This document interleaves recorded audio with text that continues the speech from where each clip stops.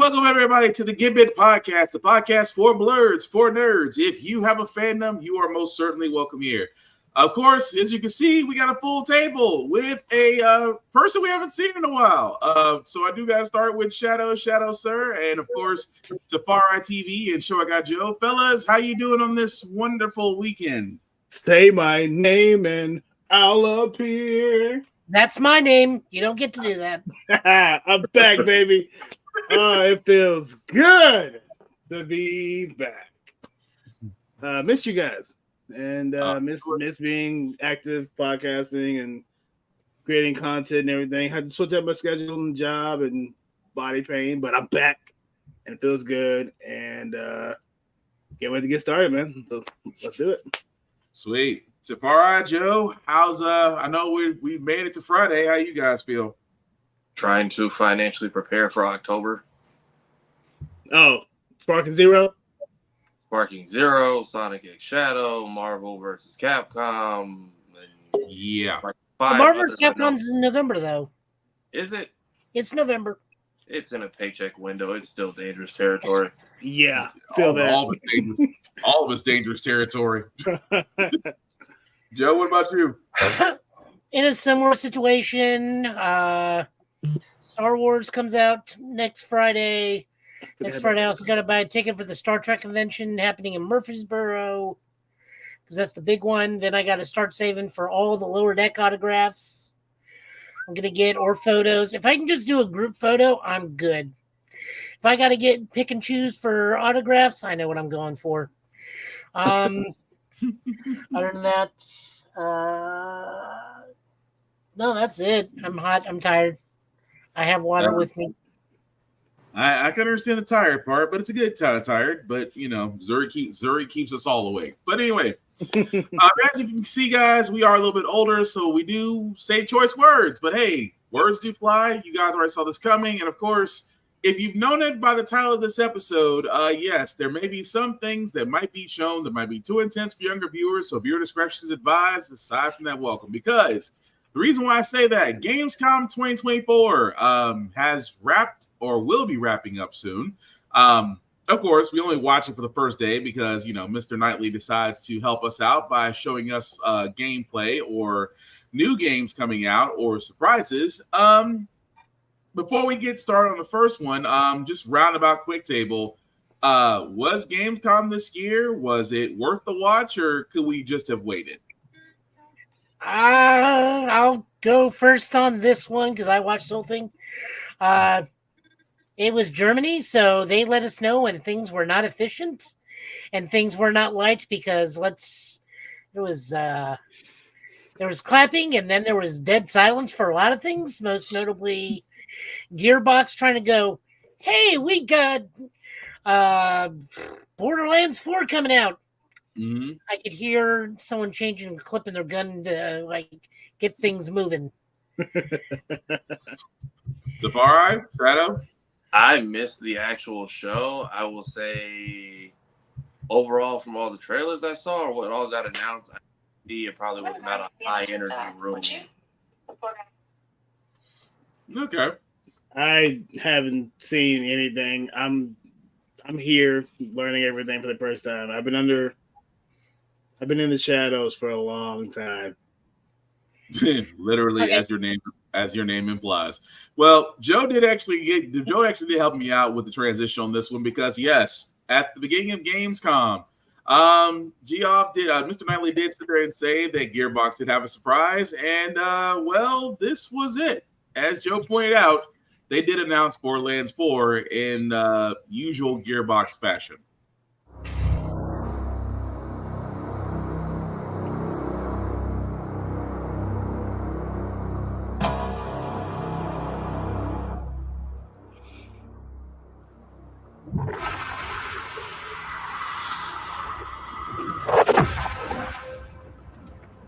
Okay, that was cool.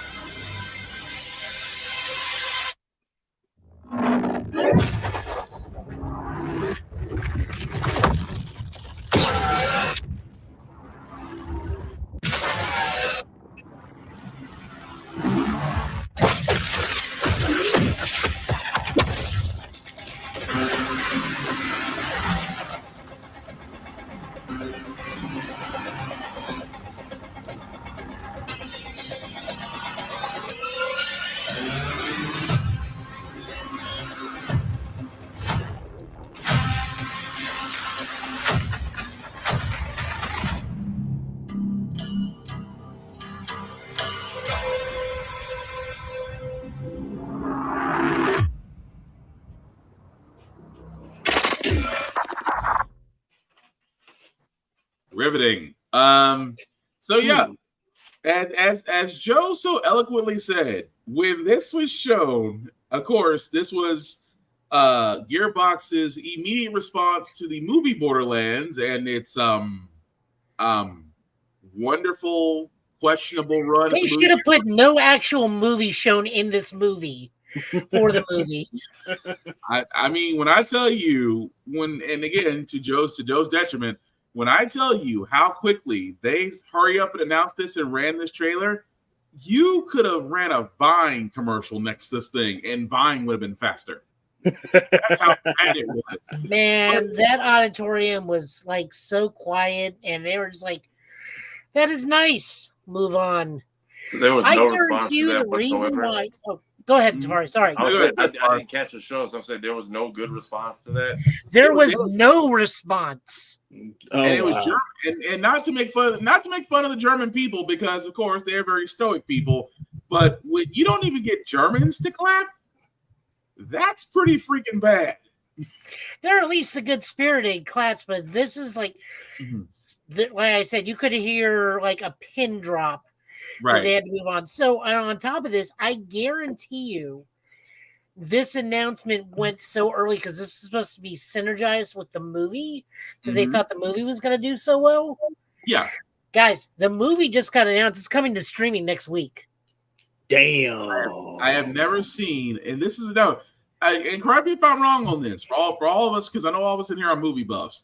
But when was the last time a movie appeared from theater to streaming inside the same month?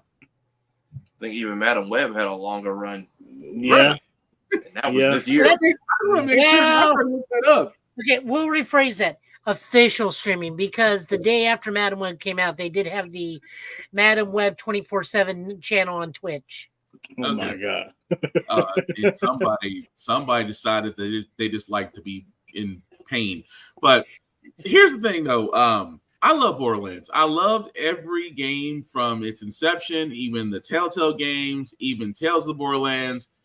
The problem is it's the timing. The movie, unfortunately, is not doing very well. As a matter of fact, it's going to probably wind up being a very big loss. The problem is, if you try to announce anything Borderlands tied to it right now, I fear it's not going to do well, because now nobody's going to really pay attention to the game, which is sad, because it's a very solid looter shooter. It really is. Even its DLCs are good. I just wish that Gearbox maybe should have hit their head in the sand for a couple months. That's all I'm saying. But is this going to stop me from playing? No, I still want to give it a fair shot. I didn't like 3 at all. Like 3 was so boring to me. Like 2 and Tales are probably the best representations of Borderlands. I've heard 2 is peak, and then 3 is very much a bronze medal of the fandom. 3 I haven't played a single game. Same. 3 was overkill. I will say that 3 was overkill. 2 was great. 3 was overkill. So 4 at this point now has to be immaculate to save the itself. Original Tiny Tina's Wonderland, the DLC was good because that actually explored how do you help a child deal with loss and grief. Mm-hmm. The standalone Tiny Tina's Wonderland adventure, not that great. Right. But no, it's just like I said, it's one of those things to where it's gonna have to do great things to save itself. But really quickly, speaking of great things, before we move on to the next trailer, Black Myth Wukong, have it, play it. It is freaking beautiful. It is definitely not. Say what? I got a question. Shoot. Is this a Souls game or is this a God of War game? Oh, good question. It is a I'll put it this way. It is not a Souls game. It is, if you want to be honest, if I was going to compare the gameplay thing, it would be God of War Valhalla. So Monkey War. Got it. Yeah, pretty much. Yeah, I'm seeing basically Journey to the West, only a little bit more straight from the influence. Yes, but still elements of Ashura's Wrath in there, which I pretty much. I've heard the comparison to Ashura's Wrath, and I know from watching Maximilian Dude play it, this happens 1,000 or 1,500 years after Journey to the West. 1,000 years after. Yeah, 1,000 years after. Yeah. Now some Wukong is just like bored and mad with the Jade Palace for like no reason. But it is beautiful. Oh, it is so. The reason why I say that because I know a lot of people right now are streaming it, which I hate. You couldn't give the game at least a full week before you decide to stream it, and I see them streaming. They're not getting very far though. That's the funny part. Everybody I see streaming is like at the same area. Yeah, and like I said, okay. For all those that haven't played, number one, you highly should. Joe will tell you I have been hounding this thing since it became a concept with Game Science. So I'm loving it. It is not a Souls game. It plays like God of War Valhalla. The story is great so far because I have not beat it. But yeah, just wanted to throw that out there for anybody that was on the fence about Black Myth Wukong. Because again, if you have not read Journey to the West, please read that too. That is a great story. But yeah, Black Myth Wukong, you can't go wrong. But speaking of things you couldn't go wrong, because again, we knew a Street Fighter King of Fighters collaboration was going to happen. We saw a couple of their characters go over, and now because we kind of got spoiled by this because we knew Terry was going to be in Street Fighter. We just wanted to see the gameplay that went along with it, and we actually get that at Gamescom as well. It's glorious.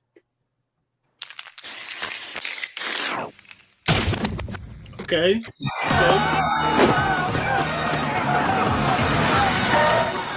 This is gonna be fun. 2-inch show. I'm still on a journey. Go get some. Traveling to new places, experiencing new things, meeting new faces, having good fights. Fight, drink, eat, sleep, repeat. Seriously, it's a good life. I'll pick up the check. Terry goes for a walk. Who's in the background? Who can just spot? I can spot Joe, Blueberry, Poison, Duck King.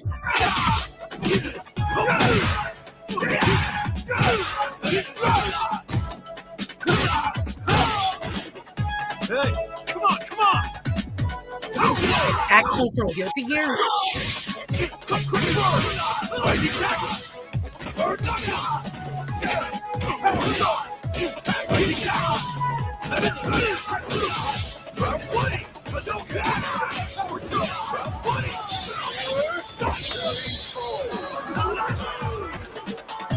Clean.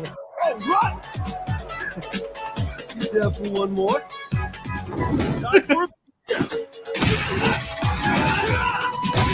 Oh my god, he's got that? Are you okay?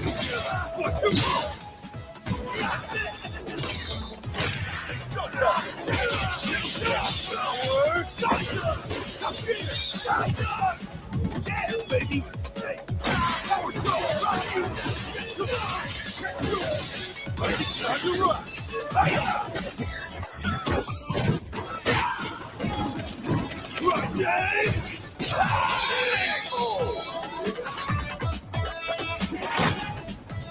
Now, where to tomorrow?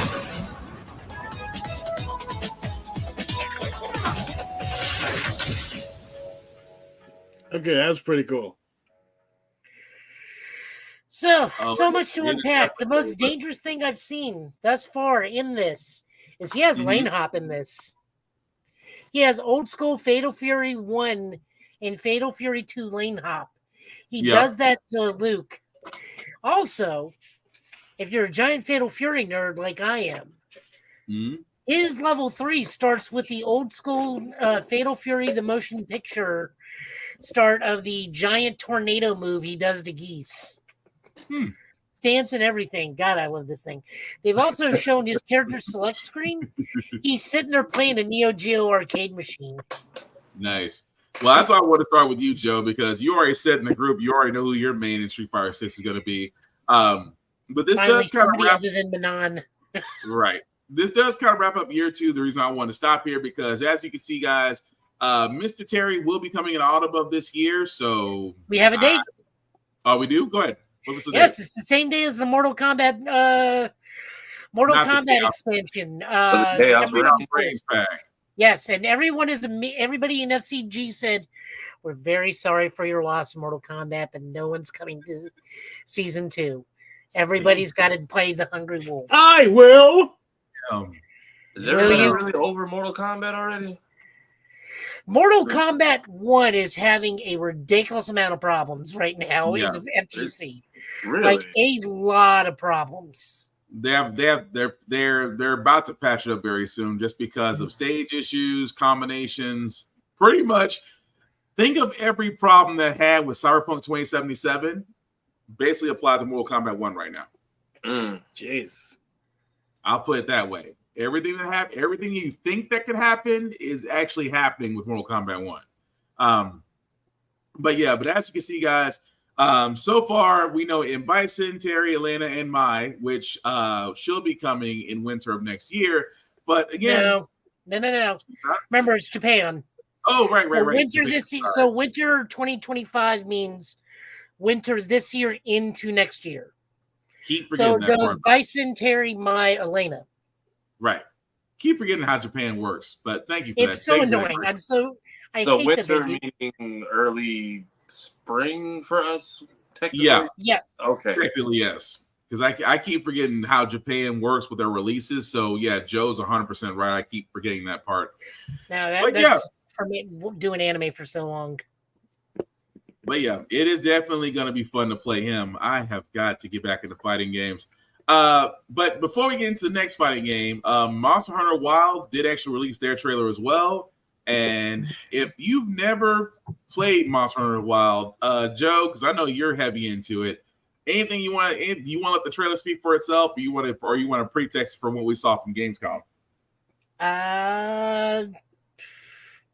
Aside from Gamescom having a horrible build at the show itself. Everybody agrees the frame rate is god awful there right now. Like they brought a terrible alpha build. I do not, or whatever demo build they're going with. It's like across the board. Even IGN's like, "Hey, we played it. The frame rate's terrible. It is not indicative of the final product." I almost want to say that IGN give it high remarks just to be different. Man, we all know IGN. I'm just saying, but. It's really hard for me to say, like, because this is going to be such a new. Every Monster Hunter is a new and unique experience, so I can't really tell anybody what's going on outside of, hey, we get focus attacks and we get to bring 2 weapons with us now from now on. Okay, fair. But for everybody, hop on and play because I've been wanting to play Monster Hunter for a long time. Oh, trust me, you're gonna like this.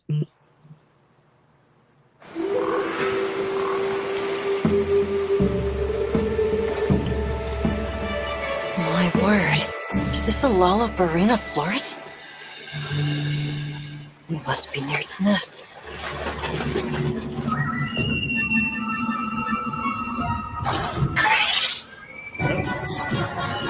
Okay, kill it. Fire.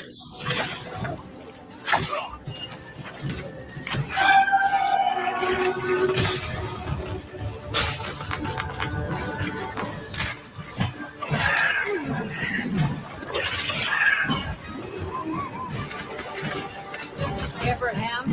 All right, let's go. Now's our chance. We go all in.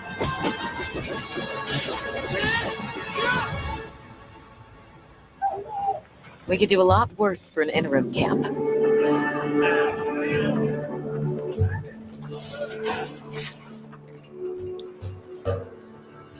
Once your business here is concluded, you should find shelter.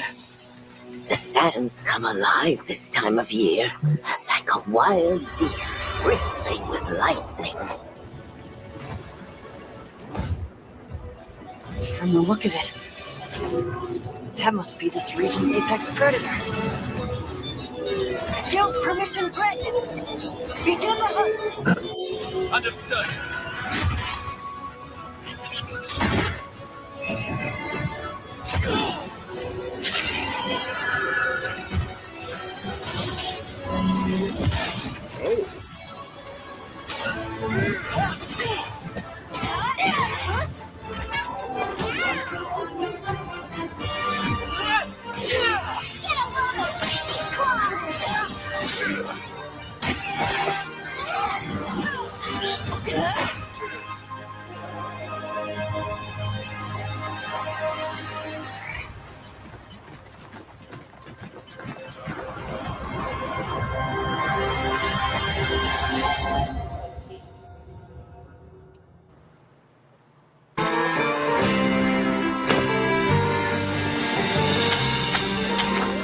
So tasty.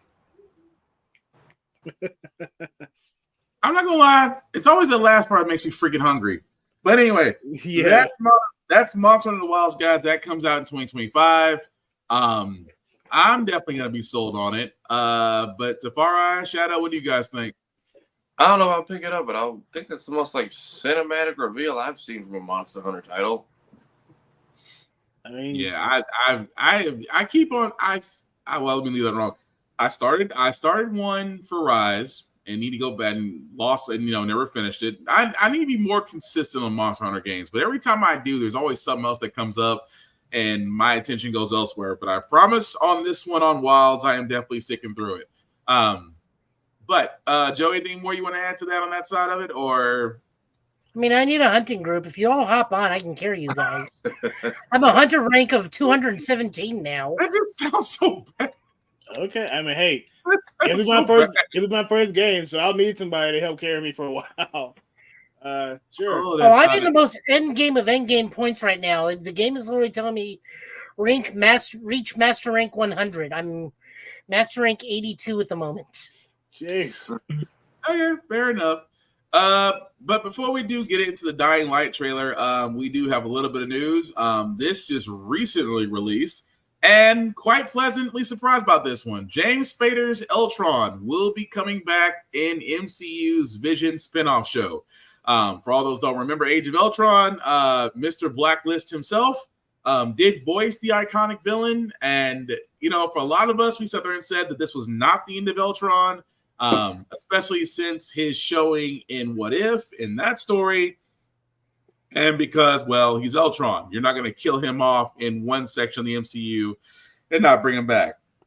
So, round table, guys, knowing this information, are we happy that we're going to see another round of Ultron, especially with James Spader voicing him, or how do we feel about it?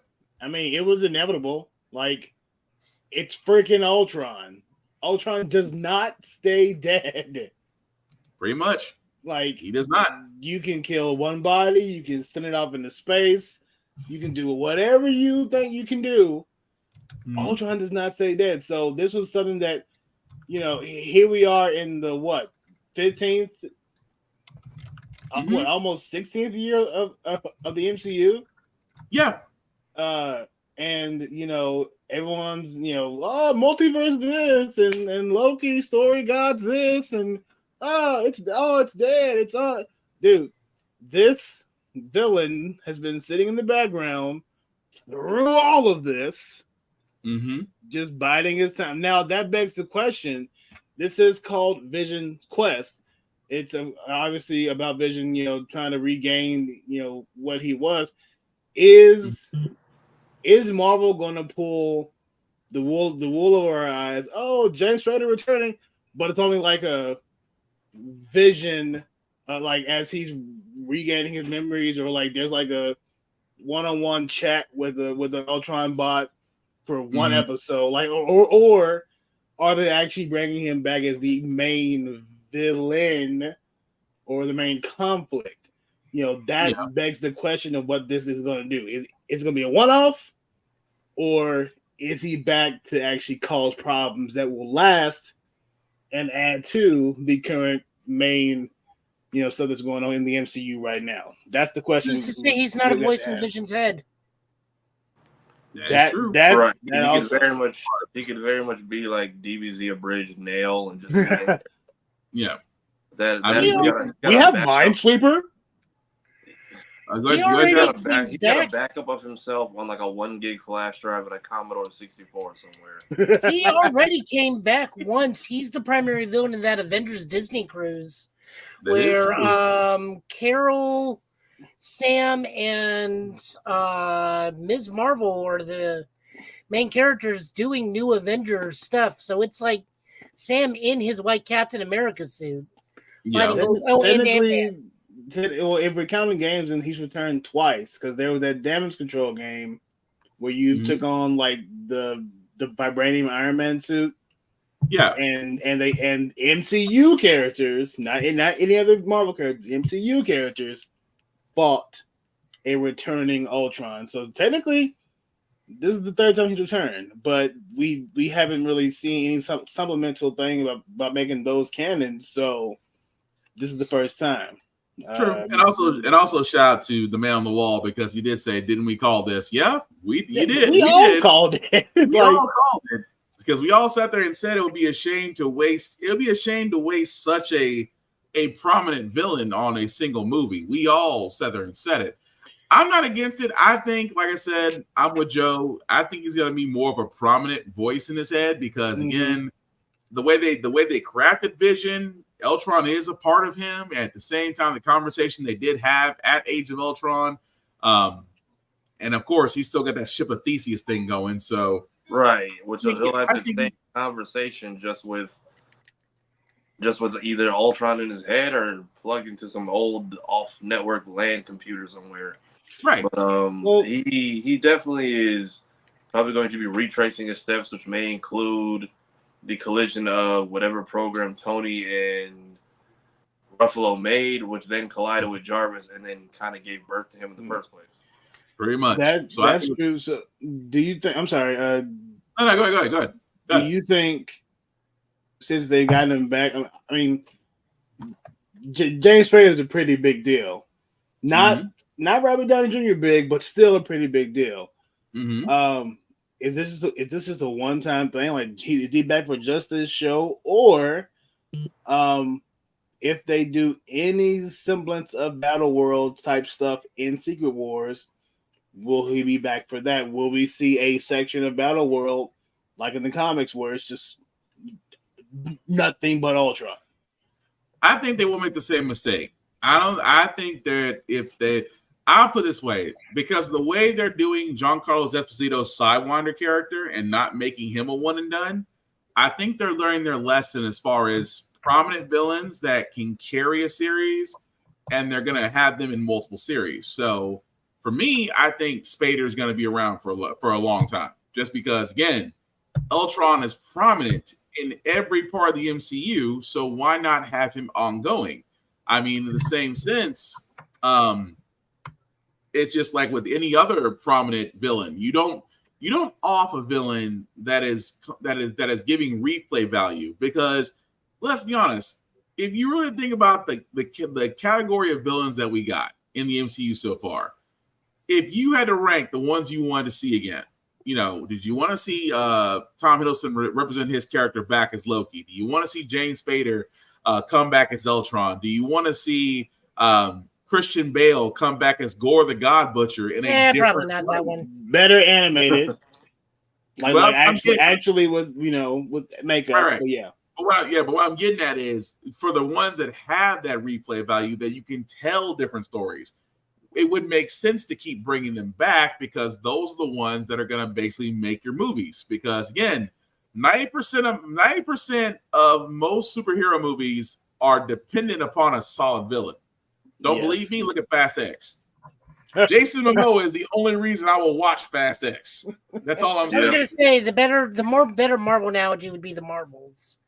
The movie's fun, but that villain is I don't even know her name. Darbin or something like that. Bendar or something like that. Darbin. Well, that's what I'm getting at, though. It's like if you had a different villain, because Captain Marvel's got villains. Why they went with that one? Okay, don't know. I'm not the director. I'm not the writer. But that's the part I'm getting at with Spader in the Eltron. Yeah, I mean the guy has the voice. He can do the monologues, no problem. So why not use him in other parts? Is what I'm getting at. So I'm hoping, and again, they didn't say because I was trying to do some research on this. They didn't say how long he was signed on, but I have to assume it's for multi-projects. I'd have to assume that. I can't assume at least. What if 3? Mm-hmm. Well, maybe not. What if season 3 because that's already been recorded. Mm-hmm. But most definitely at least a show and maybe probably something with Wanda and Vision. Mm-hmm. Dude, we're getting Marvel. Not good. We're getting Marvel Gundams in What If season 3. I'm so hyped for that. Mm-hmm. I'm still trying to figure out why 3 is the end. There's literally infinite possibilities. No, wait. Yeah. What they end? That's the last season? Yeah, they're ending the What If series. I know. My exact reaction. That's so stupid. It is. I know there's a guy who's working on rebuilding his What If channel and actually dropping videos in October. So maybe he'll do some more Marvel What Ifs coming soon. Moscow X, is that the joke? Oh, you're funny. You're funny, Joe. I meant me. I'm working on it. It's me, okay? I'm doing it. You did kind of open the door on yourself on that one, Shadow. I know. I walked right into it. But no. Again, with James Spader being Ultron, I think we can all say that we're all happy to have him back. And hopefully he will get the same monologues that he did in Age of Ultron moving forward. But back to trailers. Dying Light, The Beast. If you're a fan of Dying Light, this is their next one. I thought it was going to be Dying Light 3, but this is actually a throwback to 1 because the character from 1 is the continuation in this story. The tracks lead this way.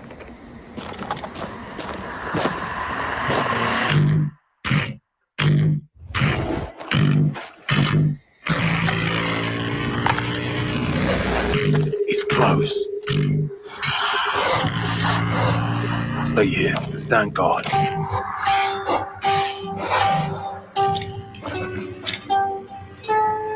On me.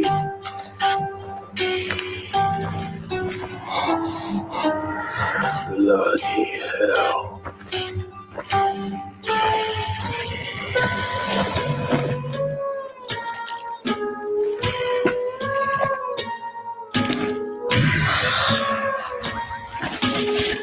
Contact!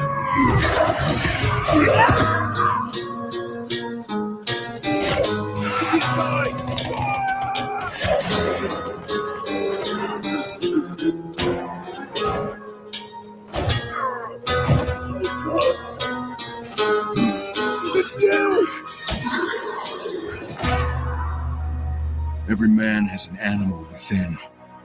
If you push too much, you might unleash the beast.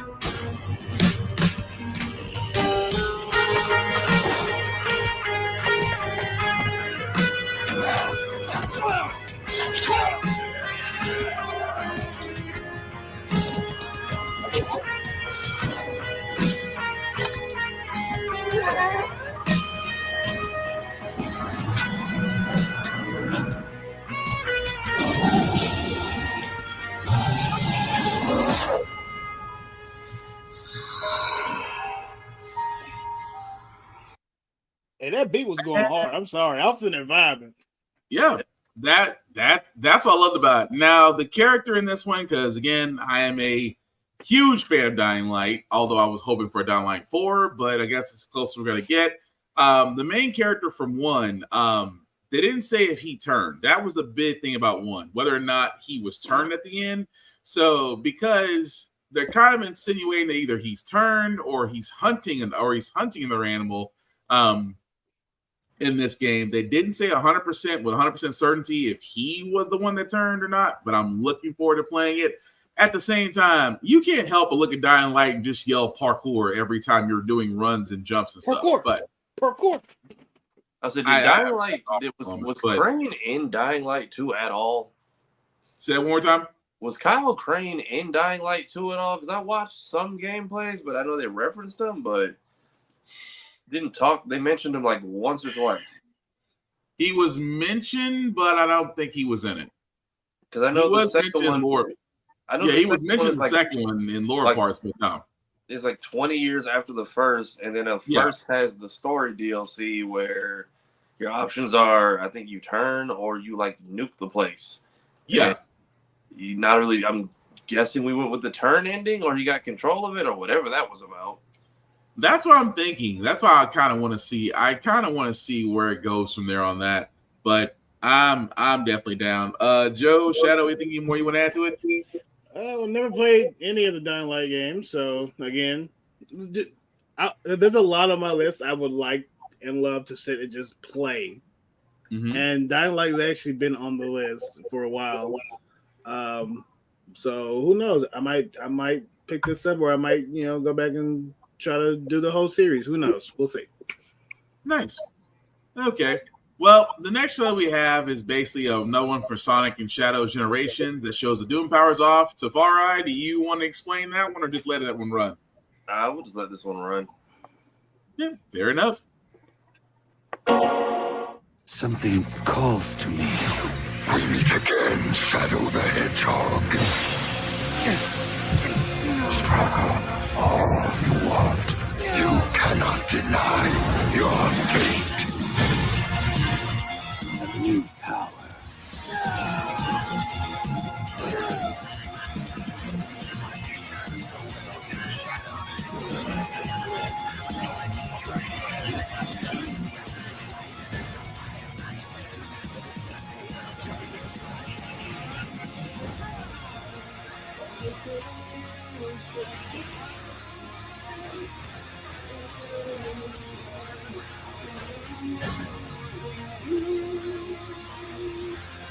Oh.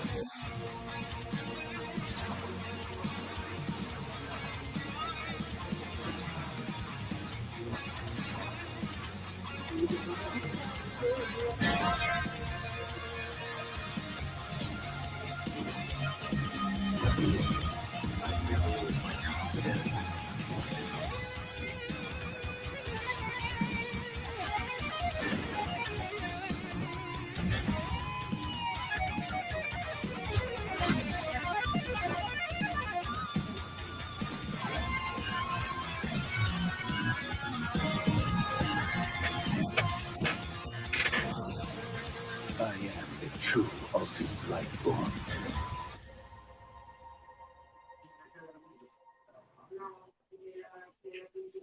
Okay, so apparently the Eye of Sauron gave prototype powers to Shadow. That's what I've been saying. It's Shadow meets prototype is what I'm getting, but I'm not mad at it. Also, No. The Eye of Sauron gave him new powers to win more death battles in the future. You're all wrong. He just has gained his ultimate edgelord form. Now no one understands him. Is it bad that I want to say Bankai? every time near. I kind of want to say it. I was like, not even. It'd be appropriate. Whatever the form was when the Bond guys had to have hollow powers and they all got like deformed versions. It's like that. I had to give it credit to that one, but that was the Doom powers for Sonic Shadows Generations, and we have the collector set. Now, when I first saw this, and before we started the podcast, Tafari had pointed this out, and I'm like, "Is that a Sega Dreamcast with Sonic and Shadow on?" I'm like, "Please don't tell me that's a working one." Well, it's not. It's a collector's item, but still, Sega. Sega, we got to talk. The Dreamcast was ahead of its time. You can always bring it back. That's all I'm saying. Also, damn you, limited run games, because of all people, why would you choose them to do your distribution? Ooh. Is this This took 2 years to arrive at my damn door, and this was just a port, and not even the version I thought I was gonna get. It's the damn PS2 edition. Damn. Of Force Unleashed, and I think they've already said that they're sending the game first, and then you're gonna get the rest of this whenever the hell. So that's already looking. That sounds uber crappy. Yeah, especially with everything that you're getting, a soundtrack, jewel case, figurines, a steel book. The statue is what sells it to me. I will buy the steelbook off somebody, but yeah, with limited run games, they usually take they'll bring back classics, or they'll get the physical rights to usually a digital only game, and usually what it is, they'll take orders. They will make as many as they get. Oh, it's a made to order scenario. Make to order, and then usually within 4 to 6 months you'll get the game.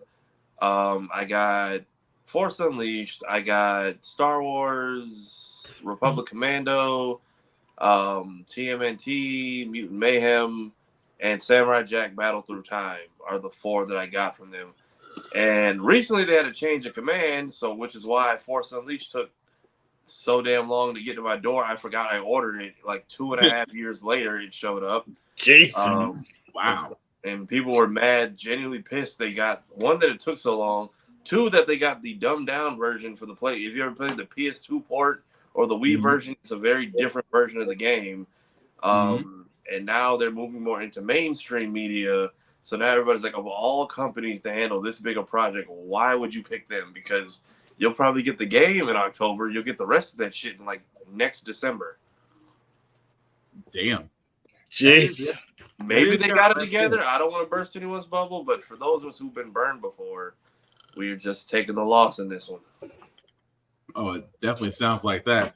But again, the game looks great. I have to stick with that in my mind. But speaking of things I have to stick with in my mind, that every time I see Batman Arkham Shadow, I like it, but I'm mad that it's on Facebook Meta. Because again, if you have VR, you're looking forward to this. If you don't have VR, well, you're gonna be mad about it. It has my namesake. This is what I'm giving it.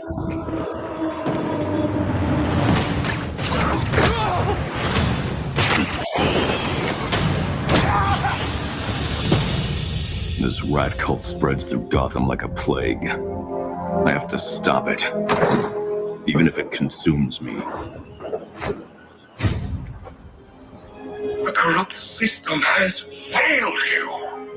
Are you not angry? Fight back! It's the freaking Bat! We aren't afraid of you!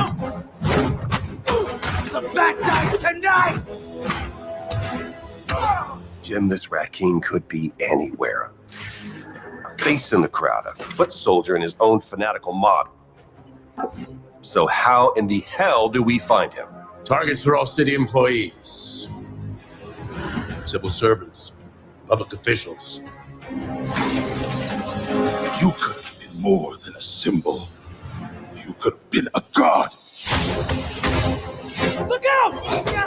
You don't calm down. Someone's going to die. Alfred, we tried it your way. Now we do it mine.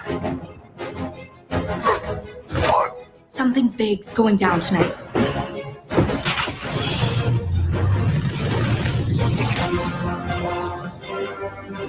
We repress our rage, our fears. It feeds the shadow deep inside us. You're everything that's wrong with Gotham! I'm done holding back!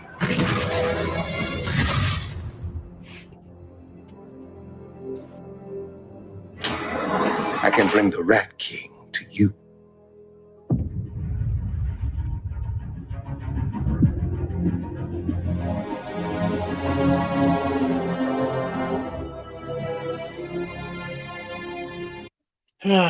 Okay. See, this is what I see again.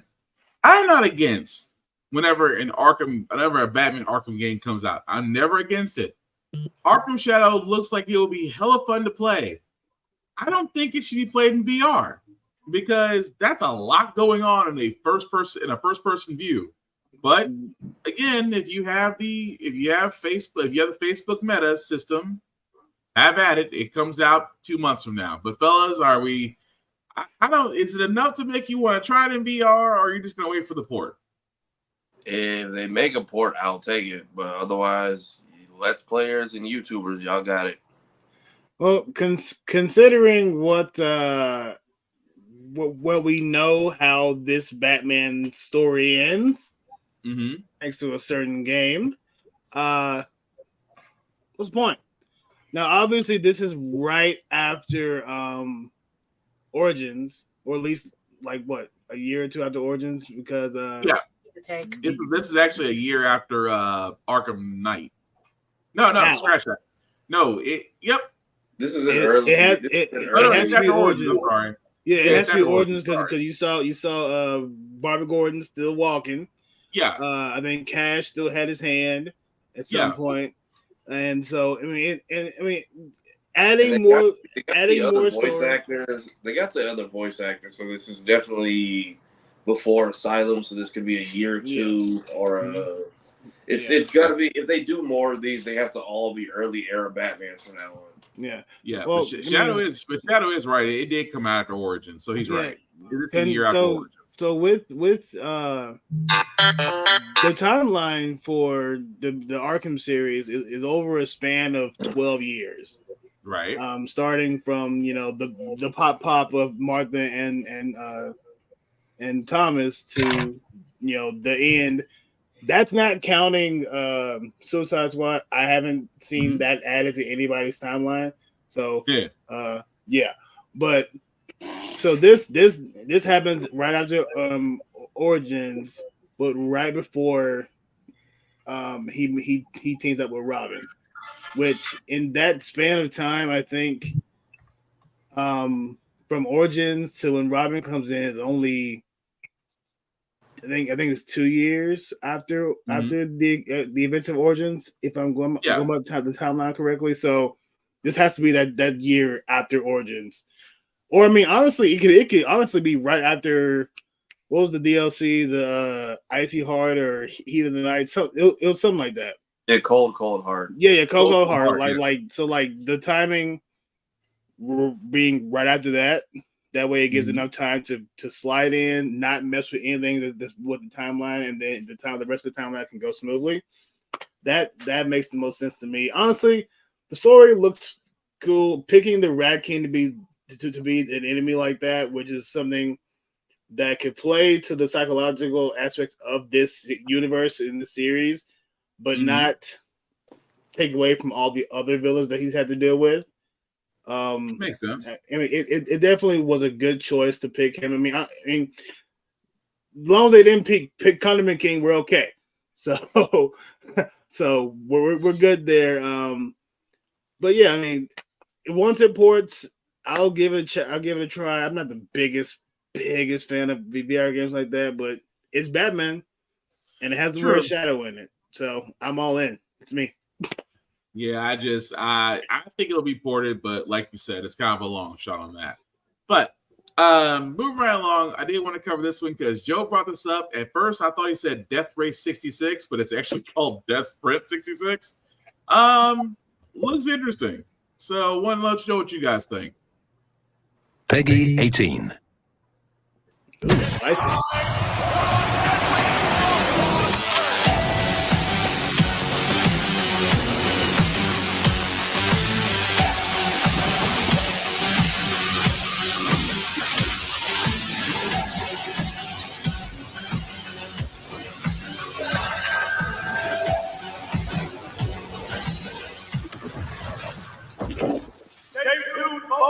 There's a lot more to come.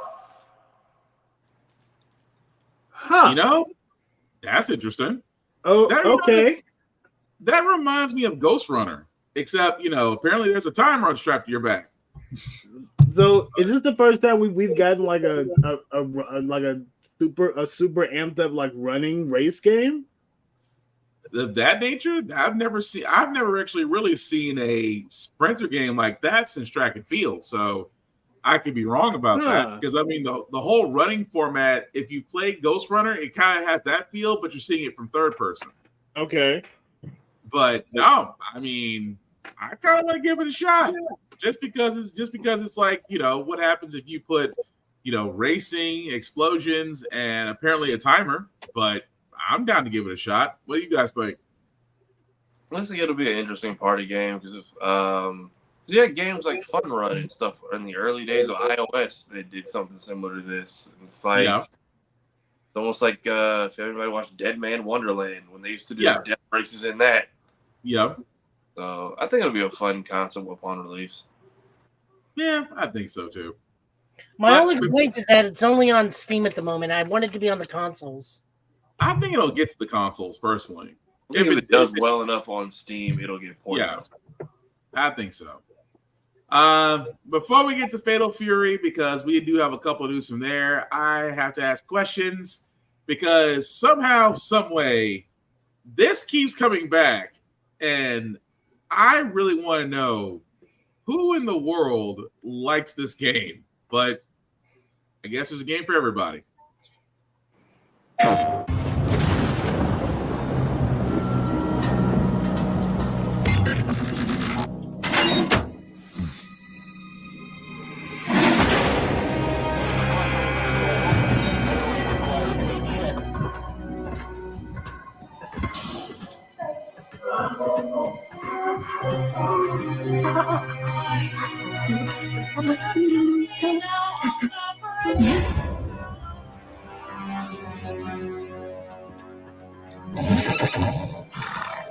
Hey, you. You're finally awake. You were trying to cross the border. Hey, you. You're finally awake. You were trying to cross the border. I'm so confused right now.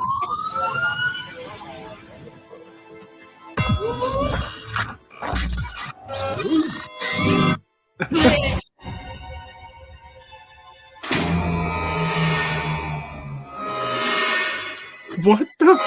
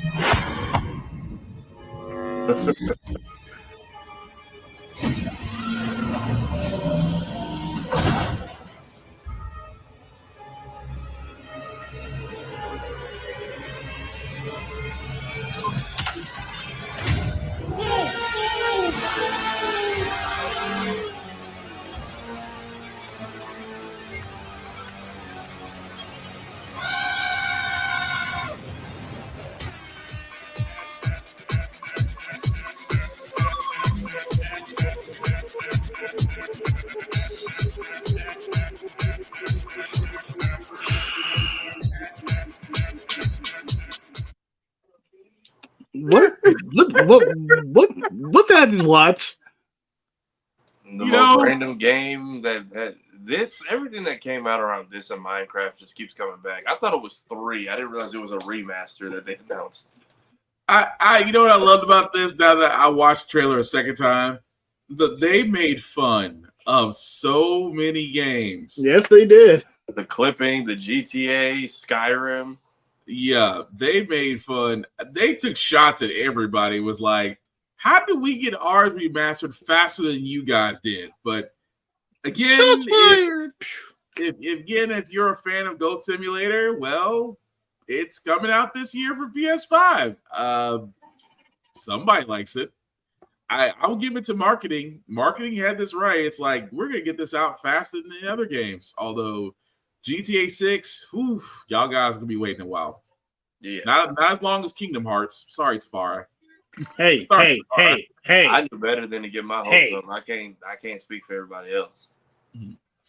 I know it's going to take a while for Kingdom Hearts to come out, but hey. I'm just saying, I'm not trying to dig the wound. I'm just saying, you know, GTA 6 might beat y'all. But anyway, Fatal Fury, City of the Wolves, did have 2 trailers. First, the original, and then the introduction of a new character.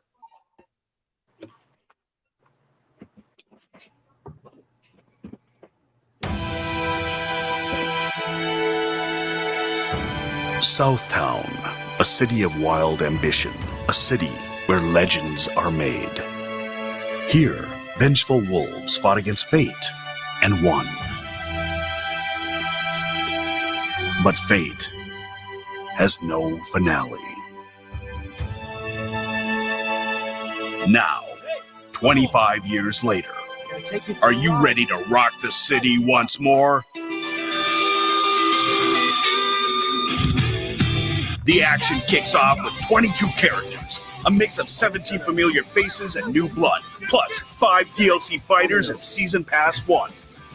Introducing the Rev System, a special offensive toolset you can use from the moment the battle begins. Fight at full throttle and supercharge the excitement.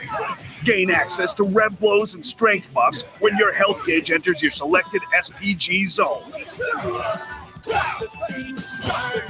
Classic series mechanics are back in full force, and then some.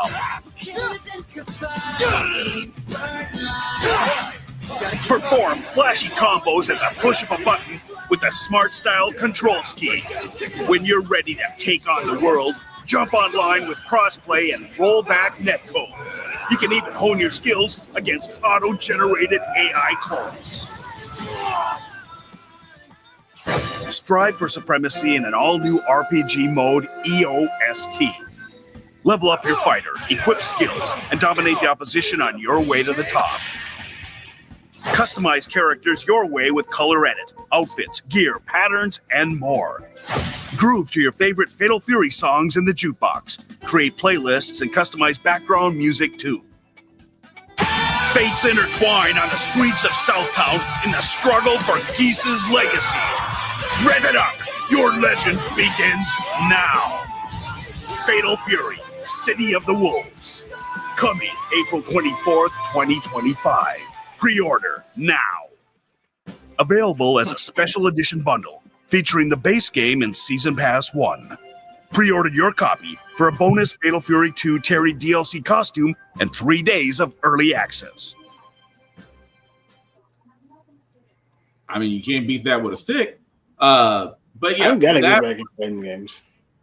Oh, I gotta get back. I need to get back into it. But that was Fatal Fury City of the Wolves. As you can see, guys, they're actually doing something different, and I gotta give them credit for this. Yes, it's $60. Yes, it's the first season. Yes, we know there's a tier system that goes to these fighting games, goes to the territory. However, what they're doing with theirs is, and I just need to get back to it because I just wanted to show it for a second.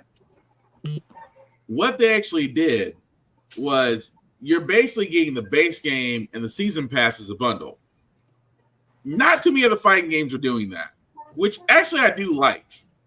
So there is a little bit I can take from this outside of the fact that I will be playing this, but at least you don't have to pay extra for the season pass, for the first season pass, I should say. But what do you guys think?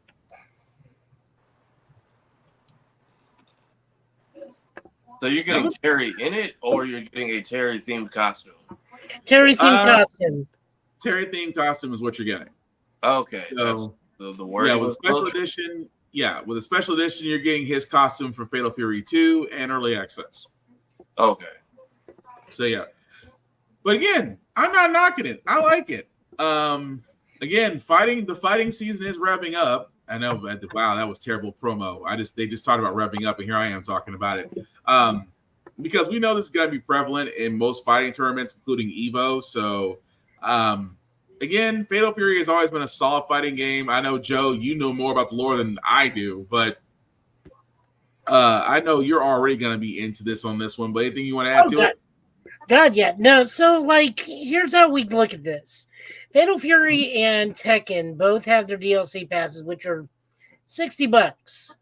For 60, but that's just for the DLC. KOF, as much as I've seen the praises of Street Fighter for getting Terry, if you're getting the entire season 2 pass, that's $60.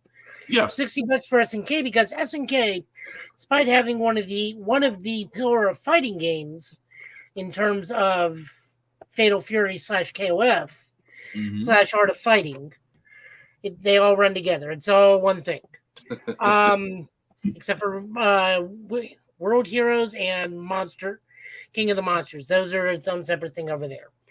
Yeah. Despite having one of the pillars, SNK is not currently in the position where they can afford to say DLC for 5 characters is $60. Because remember, they are the most financially hard off out of everybody.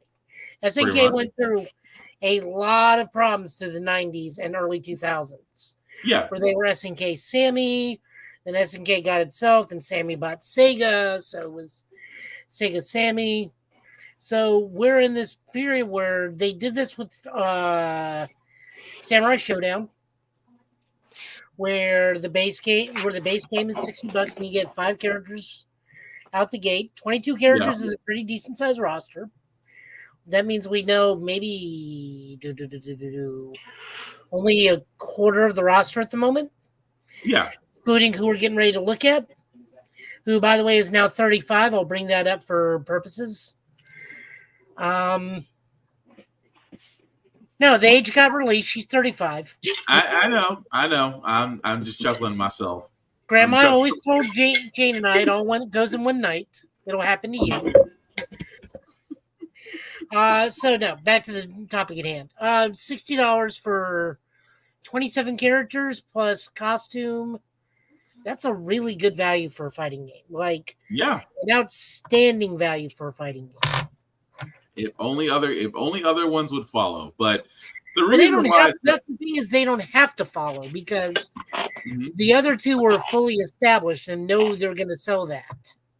True, but again, SNK, I think SNK keeps people in mind, but like you said, they're not really in a financial position to be as demanding as other fighting games. Also, keep an eye on Twitter. I noticed yesterday SNK put out, I think it's an anniversary for KOF. Yeah, it is. Yeah. It's KOF's 20th anniversary this year, and there's supposed to be like an announcement tomorrow. I'm not sure what it is. I hope to God it's not a pachinko machine. Hope it's like some sort of collection. You know, all I'm sitting there saying is since we already got SNK, SSA, SVC Chaos, it would be freaking nice. But Capcom versus SNK too, absolutely. Yeah. But to also bring up the person he's talking about that's 35 is the newest character that they did announce is also in City of the Wolves.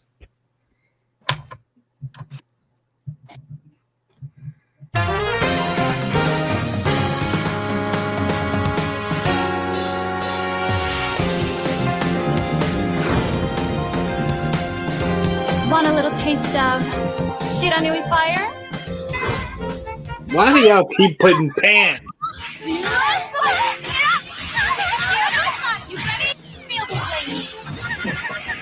Yes, set a good example for her little brother, Kodomaru. Bump them kids. Okay, that's more like it.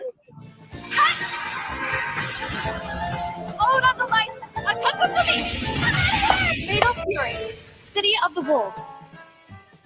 Tafari, just send that to me. You don't need it.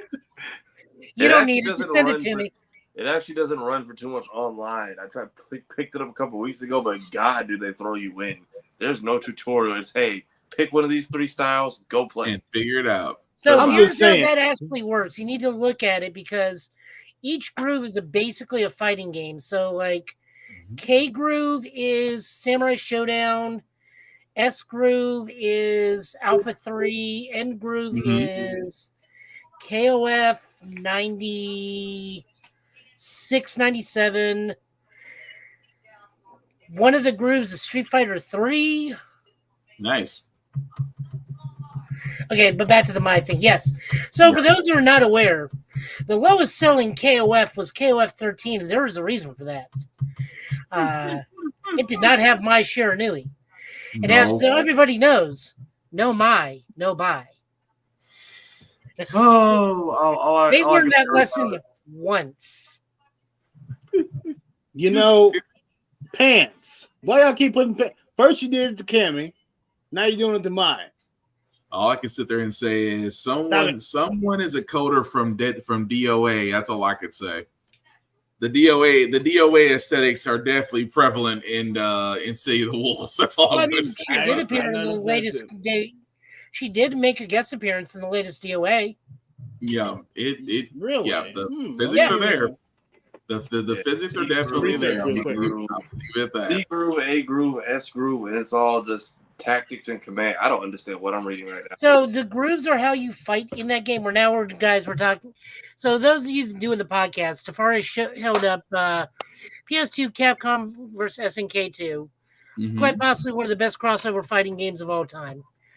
And I'm trying to explain to him how the groove system works. So the groove system is how your fighter will interact with super meter and super moves. So you can give stocks, you can do custom combos, all sorts of things. So you just pick a groove, and a groove is basically just what fighting game did that come from? Because I still the whole list in here is just combo. Like, you have to be a fighting game fan to understand the way they are speaking to you in this manual. Yes, pretty much. You have 3 modes. It is arcade versus in survival. Which one you want to do? Right. Also practice.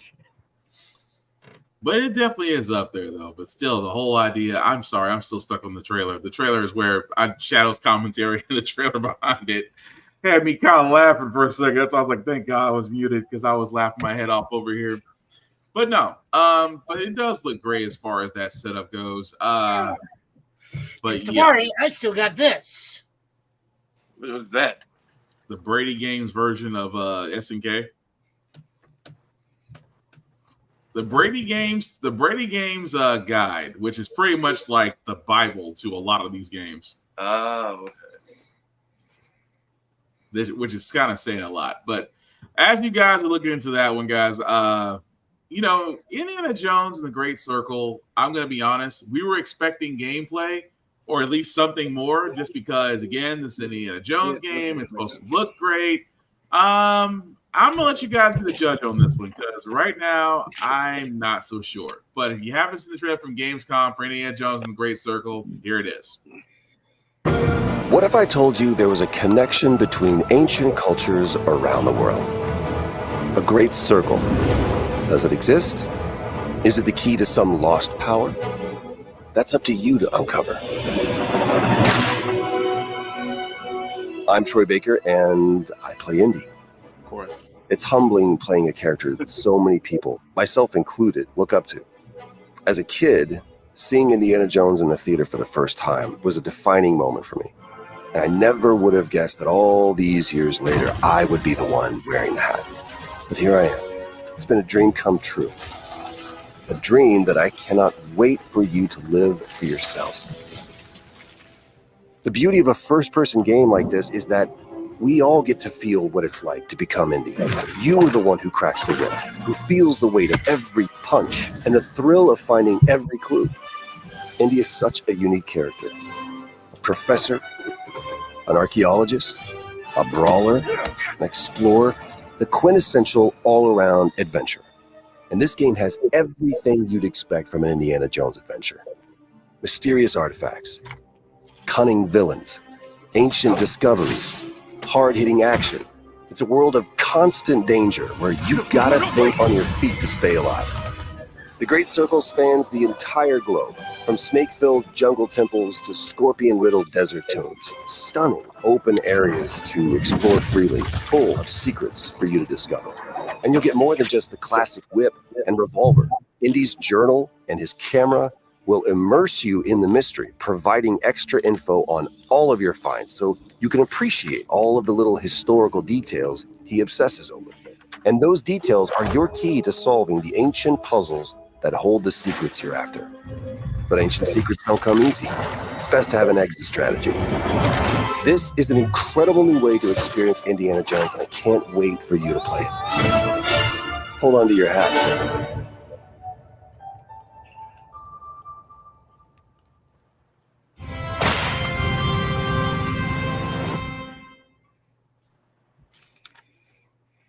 So there you have it, folks. That is the trailer for Indiana Jones: The Great Circle. As you can see, if you do pre-order, you do get the Last Crusade pack, which is the traveling outfit and the Lion Tamer whip early. Don't don't get me wrong, it is probably going to wind up being a great game on Xbox. I was hoping for gameplay. We have seen enough movie trailers, and don't get me wrong, it's a game based off the movie series. Yes, but gameplay. Let us actually see how it is to play like Indy versus telling us that, oh, this is going to be great. You're going to be able to use the whip. You're going to have the hat. You're going to solve clues. Cool. Do you have any gameplay? Well, not really. That's a level of concern for me, because December 9th is not too far off from now. And at this moment, it doesn't inspire me with confidence, because either that you don't have the gameplay worked out, or you're not very confident in it. But fellas, what do y'all think? I mean, everybody who's old enough to know Indiana Jones has also played 2 to 3 Uncharted games already. So get with the gameplay, or like, what's the point? Right.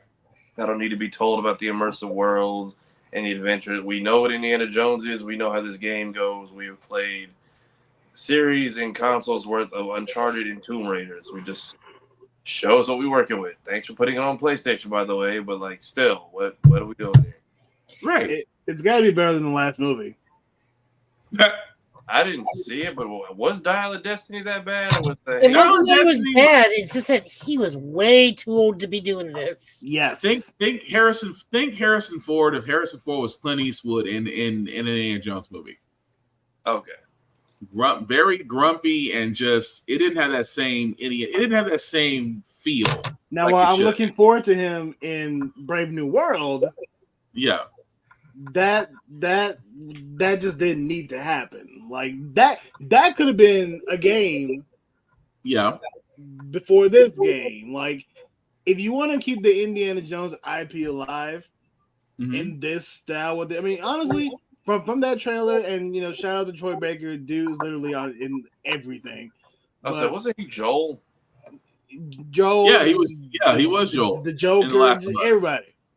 But yeah, so what they did in the game, like that feel and all this stuff, cool. Give a little bit of Uncharted, give a little bit of Tomb Raider, but keep it in the Indiana Jones thing.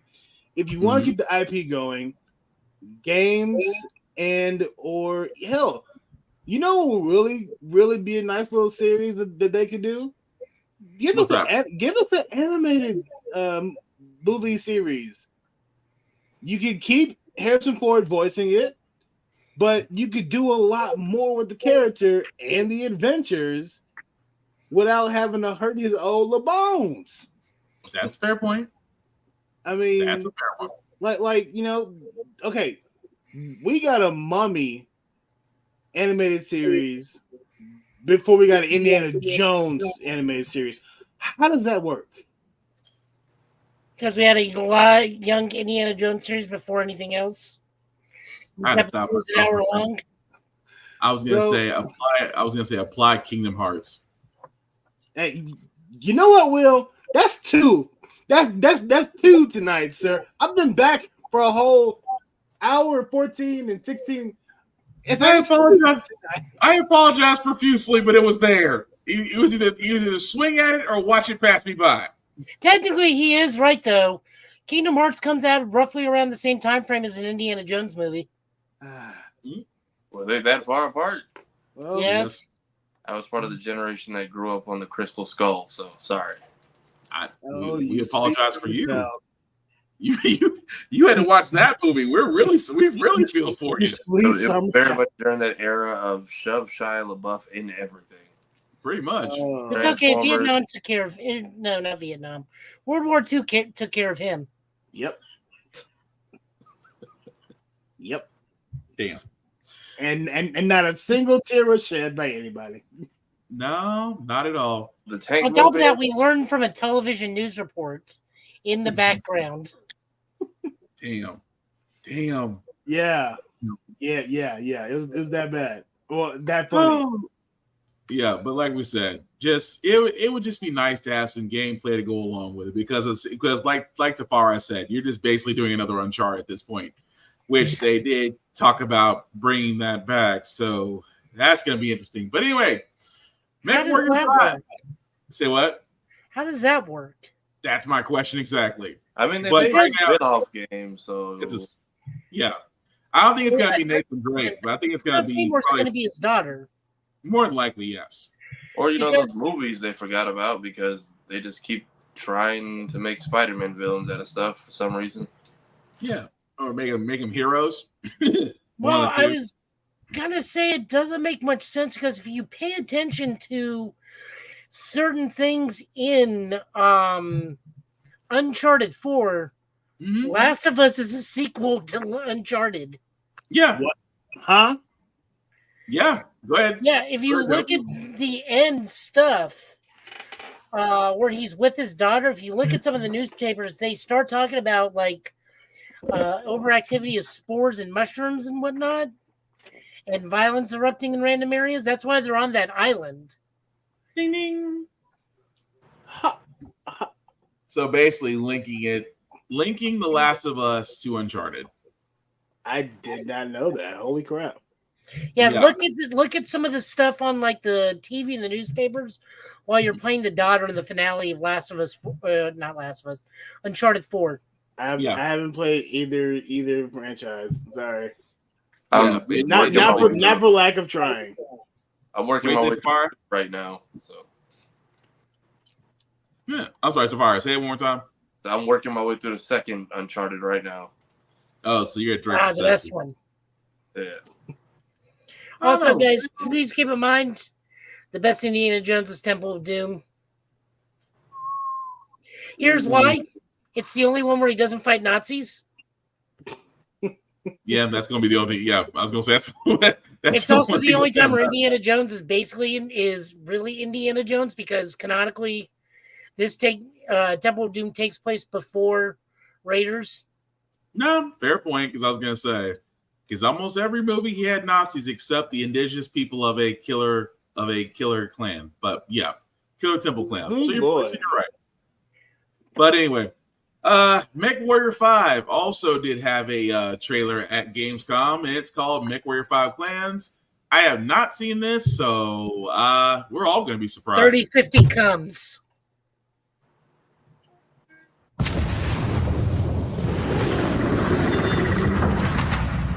How much of your humanity are you willing to give to see tyranny fall?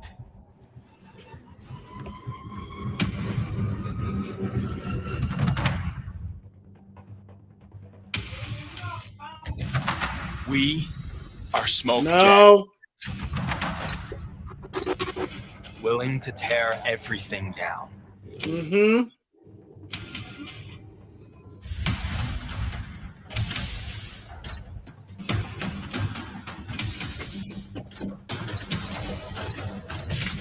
They shall tremble before our might. I'm live right now. I'm live. This is the clan way. I don't think of what vibe I'm getting, and I can't blank. I'm blank.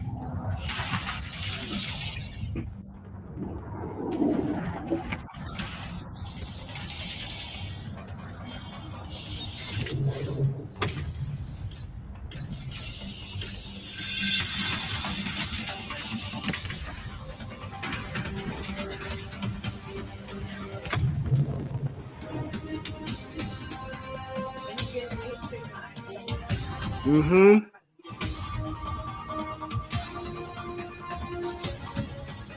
There's a lot happening right now. Okay, this is giving me heavy Armored Core vibes. That's the game I'm trying to think of. Armored Core.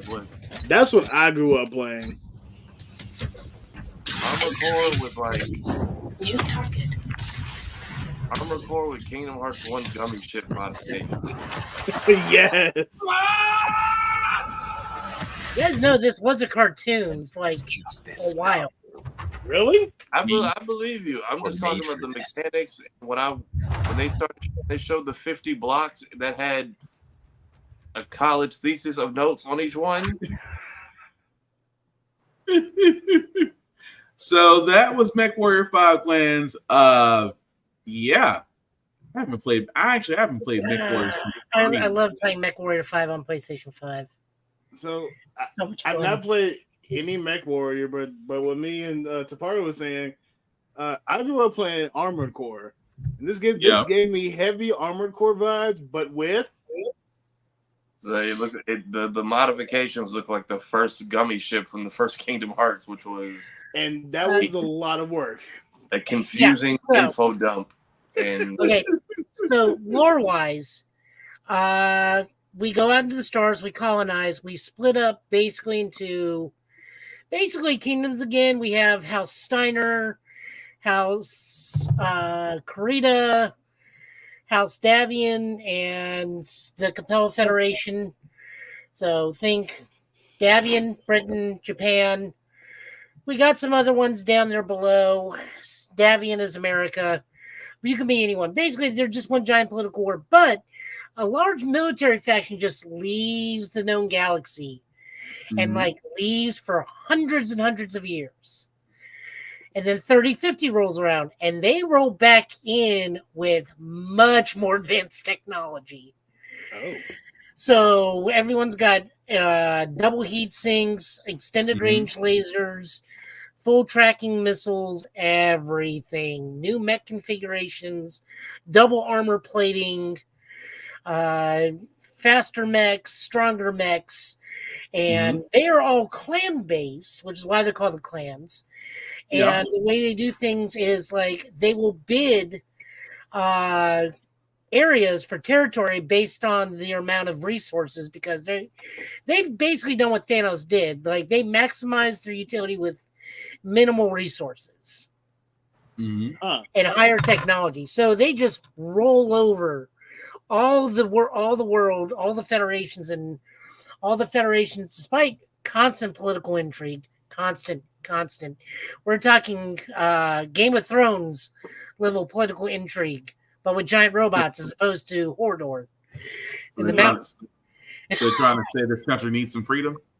Oh yeah, no, that's what happened. So they kind of, if I send you guys a cartoon link, you will definitely see which one is not quite Germany, which is J Clan Falcon. Oh my god.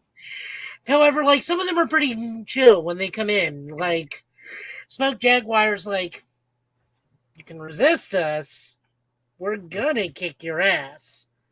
Or we can just integrate with you. And then like some of the other ones come in and are just like, look, here's what we got. Here's what you got. Do you really even want to do this? No? Great. We'll be over here. If you need us, we're over here. But just leave us over here and we'll leave you alone. Nice. So this is the invasion. This is the clan invasion. This is like where Battletech gets really goofy with its mechs, because it used to be just like you shoot a few in the tabletop game, shoot a few lasers, shoot a missile, you're overheated.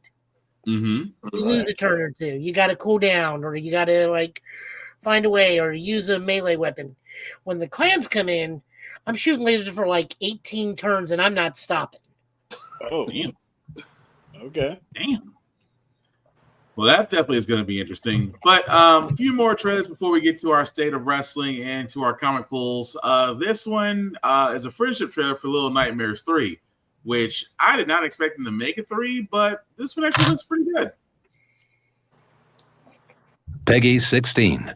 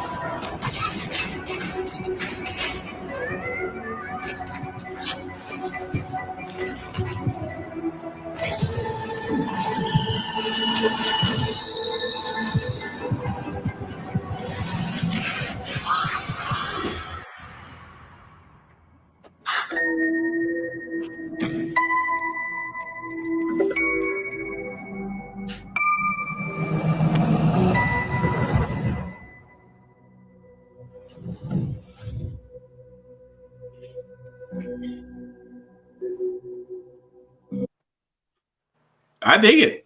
That was the trailer for Little Nightmares 3, the friendship trailer, as you can see, comes out in 2025. The artwork on this game has always really impressed me, but I give it a shot. I haven't actually even played Little Nightmares 2, but I'm gonna have to go back and try this before 3. But what do you guys think?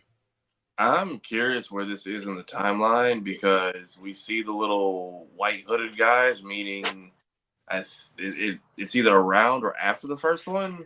But then 2 is actually a prequel story, we find out towards the end. So I'm curious where this plays in and if it ties into the last 2, 3, if you count the mobile games at all. And if we even see the main character from the last 2 games at all.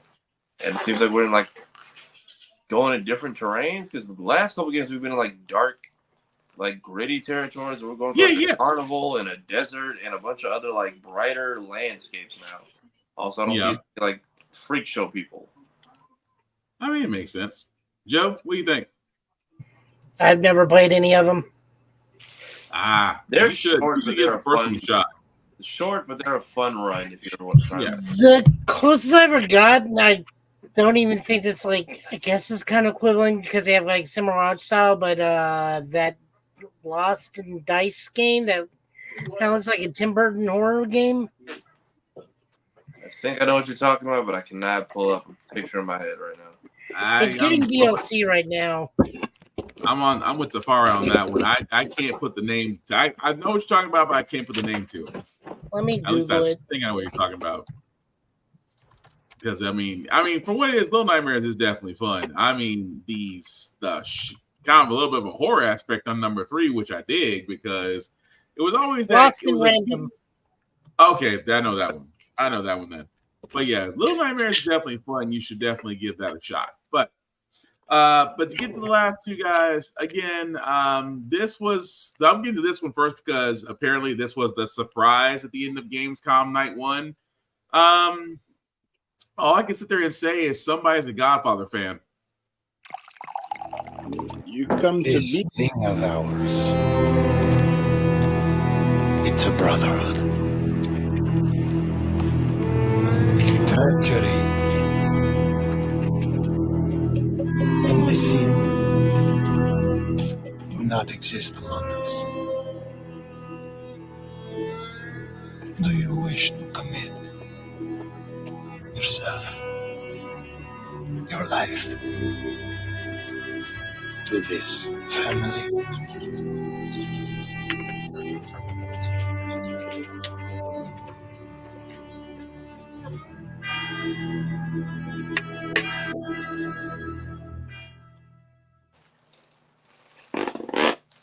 And that's pretty much it. Yes, Mafia is coming out with a new game, Mafia: The Old Country. Right now, it's on a wish list level. If you played any of Mafia games, it's a different type of story to it. I mean, personally, my favorite was Mafia 3, or Mafia 2, and Mafia 3. So this one going back to the old country, this reminds me of Godfather Part 3 when he went to Italy with his wild nephew. Could it be that? Who knows? Will I give it a shot? Yeah. What do you guys think? It looks like it's possibly gonna be early era Italian homeland mob stuff, but yeah, I never played any of the ones before, so 3 was my first one. I know you guys like to be historically accurate, just fast travel system for the love of God. That's all I'm asking. We can only go from vineyard to vineyard. That's how Italians travel. I mean, vineyard to vineyard, fine, but give me a horse or a goat or something. Like in Mafia 3, I was like, I can't call a cab, and I'm like, black men and Jim Crow, probably not. But still, I gotta drive. I gotta drive from place to place to like some of the missions are like far, like Like GTA don't wreck the car far, and it's like there's no way of skipping past it. And I'm just like, at least let me get this out the way before the clan rally mission. That's what made the whole playthrough fun. But yeah, vineyard to vineyard, like let me pay some grapes to get place to place. Mafia does a good job of telling the story. I didn't even know that. I never played 2, so I didn't even know that Vito was from an earlier game when he showed up. Yeah. Vito was kind of like a stand-in for Michael Corleone from Godfather 1. Pretty much. So we're not going to just talk about how you just, he's not wrong. There. I mean, he's not wrong. So it's like it's post-Vietnam, Louisiana. What do you want? Right. I believe it. Like literally everyone hates you in the game. Every group and culture you come across outside of your home. He ain't wrong. To be fair, Vito doesn't hate him. Vito just respects the game. Him, Vito, and the other guy who I think they were the Greeks. They were the Irish. They were the Irish. So much worse. The Italians and the Irish were partnered enough with us to leave us alone. Everyone else they sicked on us was just like. We only had one other person. That was the Haitians. Yeah. No, it was the Haitians, and then Vito and the Italians, and then the Greeks. No, and the Irish. Irish. It just all goes down. Yeah, you had those three, but like even when they send I think the Cubans after you, like they're saying like racist shit as you should. Yeah. But then I'm just like, you can call guns, you can call hitmen, you can call everything except fast travel in this game. No, you had fast travel in it. You could only go to the main HQ though. Yeah. I think you could, but like those little areas, just like drive all the way out here and steal a truck. Oh yeah, God no! Out in the boondocks and the swamps. Yeah, if you do that to go back to a main area, there was no travel. You just had to drive or walk. Oh wow! I wish that they would integrate into this. They did in LA Noire, and that's where you told your partner to drive. Oh my! Every single time, I did not, unless the mission forced it. I never drove in LA Noire. After so many GTA missions, I despised it. You just let the partner drive and look around and look at the scenery. Y'all are mentioning some really fun games that have, driving memories and, walk up and shoot somebody. Did y'all ever play the Scarface game? Yes. I did not. I didn't play GTA. I played Scarface. It was just as bad. With cheat codes. So I had the fastest car every time I needed to respawn. And man, the amount of chinga tu madres and all this, all through the loved it. Great game. Really kind of wish I could play that game again, like just to get the nostalgia hit. Because that was my GTA. Fair enough. Well, the last trailer we do got, guys, before we get to our state of wrestling, I wanted to show this one because, when I first saw Dune Awakening being a game, I was, turning it down. However, when I saw this trailer, it changed my mind. You guys check it out. There is another path for you.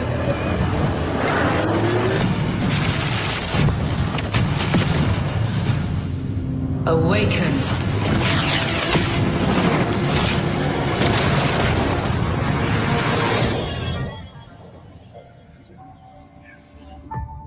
You begin as a nameless prisoner. Sculpt your appearance, choose your background, and then crash into the planet.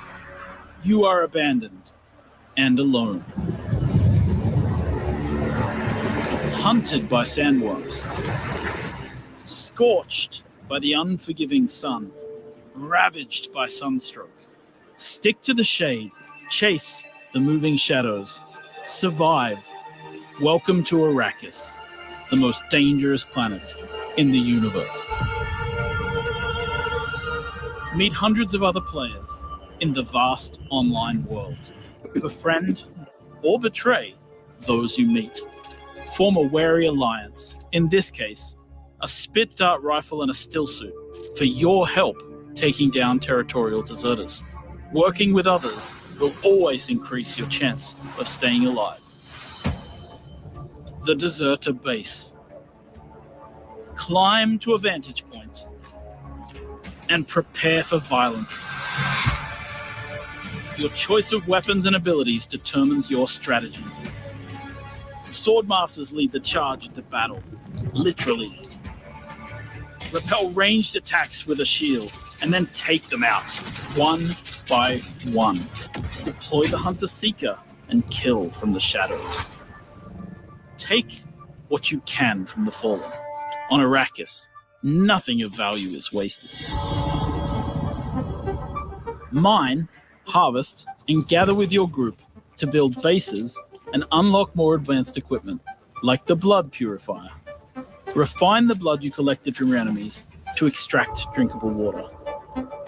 Craft improved equipment using fabricators.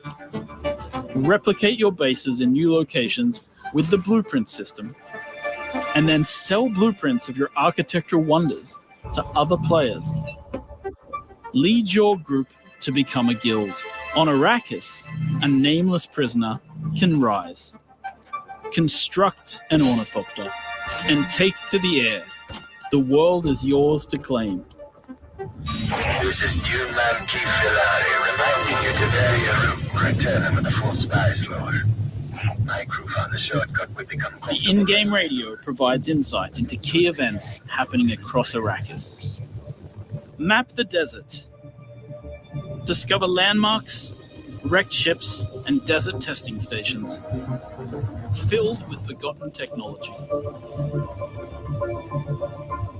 Arrakis is a vast planet. You can explore unique locations, uncover valuable resources, and search for secrets amongst the shifting dunes. And then return to civilization triumphant with what you found. Harko Village throngs with people, spice traders, guild bankers, smugglers, house envoys, and of course, other players. Here, you will pledge allegiance to one of the great houses of Dune, the Harkonnen. But remember, to play politics, you need power. And on Arrakis, spice is power.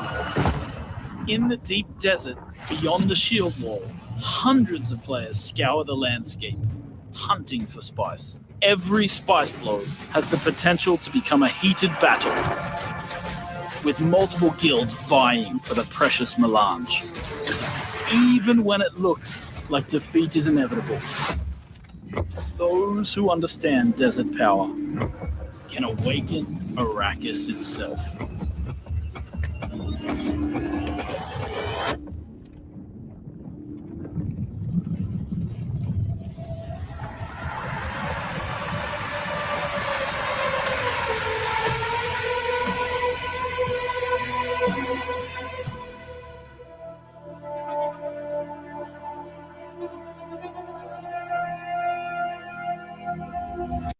I really need to watch Dune. I feel like you can. This is for people who maybe weren't feeling Dune but want to try to get into the lore, because that was a lot, but not in a bad. Yeah, and that's the reason why I wanted to show it, because the Dune that's on there right now, if you haven't seen it on Max, give it a shot. You really should. And hey, Kira, what's going on?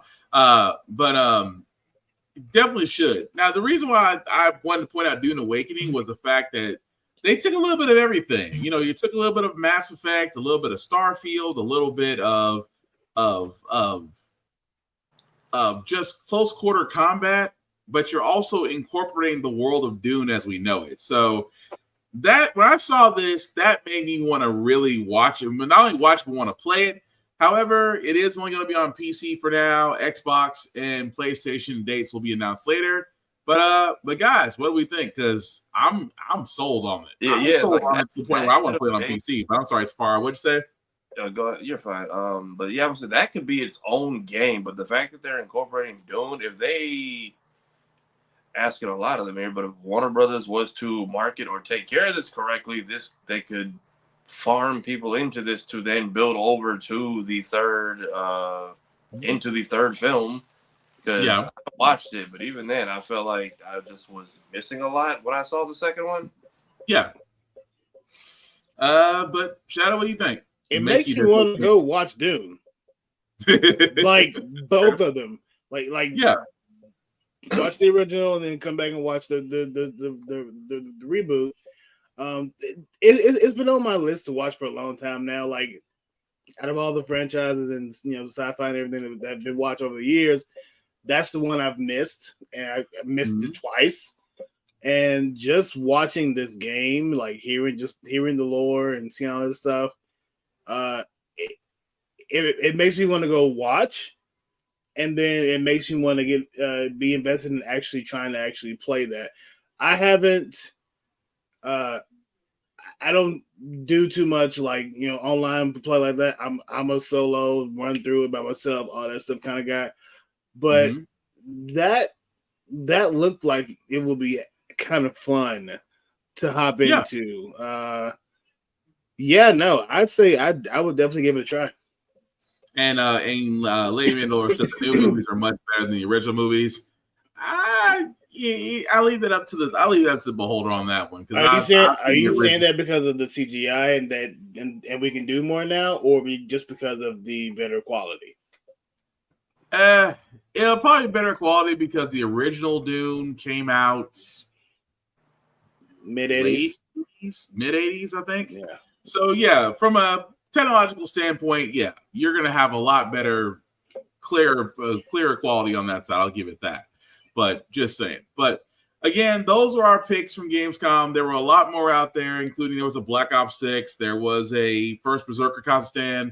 They really didn't show anything new. So again, that's the reason why we didn't show anything. But they are out there for a YouTube video, guys, for you to see. But really quickly, before we get to our comic pool, State of Wrestling. I wanted to bring up two topics with you guys. Let's see. She said, I feel the story is told better and does a better job pulling you in. Fair. That's fair. So two things I did want to cover for State of Wrestling tonight. From the WWE side, the Bloodline. Dude, and I just want to ask this question for all those that do watch wrestling. I know all of us in here do. Has the Bloodline story, because at this point we haven't seen SmackDown. SmackDown has actually ran its course for the night, so we haven't seen exactly what has happened. But going off of what we've known so far about the Bloodline, the fact that Roman Reigns has returned, Solo's kind of rogue bloodline, and what everybody is hoping for the next SummerSlam, is this a viable storyline moving forward? Yes, if they play it right. So we're pretty much building up to a true bloodline civil war at Survivor Series. I mean, we've had the bloodline go against all the enemies of Roman Reigns, all that stuff. Cool, fine. Now you have an opportunity to have the new and more ferocious bloodline go against the original bloodline. If by do it good and do it right, my thing would be have the original bloodline win, show their dominance over this new young faction, and dissolve.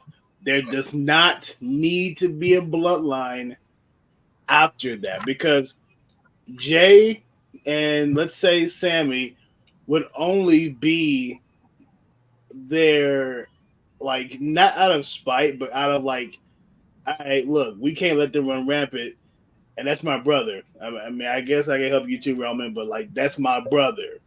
We had our differences, but that's my brother. And so the 4-on-4, and I feel like if they do it right, storytelling wise, Roman going through everything, like Roman for the first time in 4 years got his ass whooped last week. No one came to help him out. Everyone in the locker room was like, "Yeah, now you know how it feels, punk." And so I think that playing to the storyline of him opening his eyes to like the stuff that he's dealt with everyone else, after his redemption arc, he gathers the original bloodline. They have this civil war.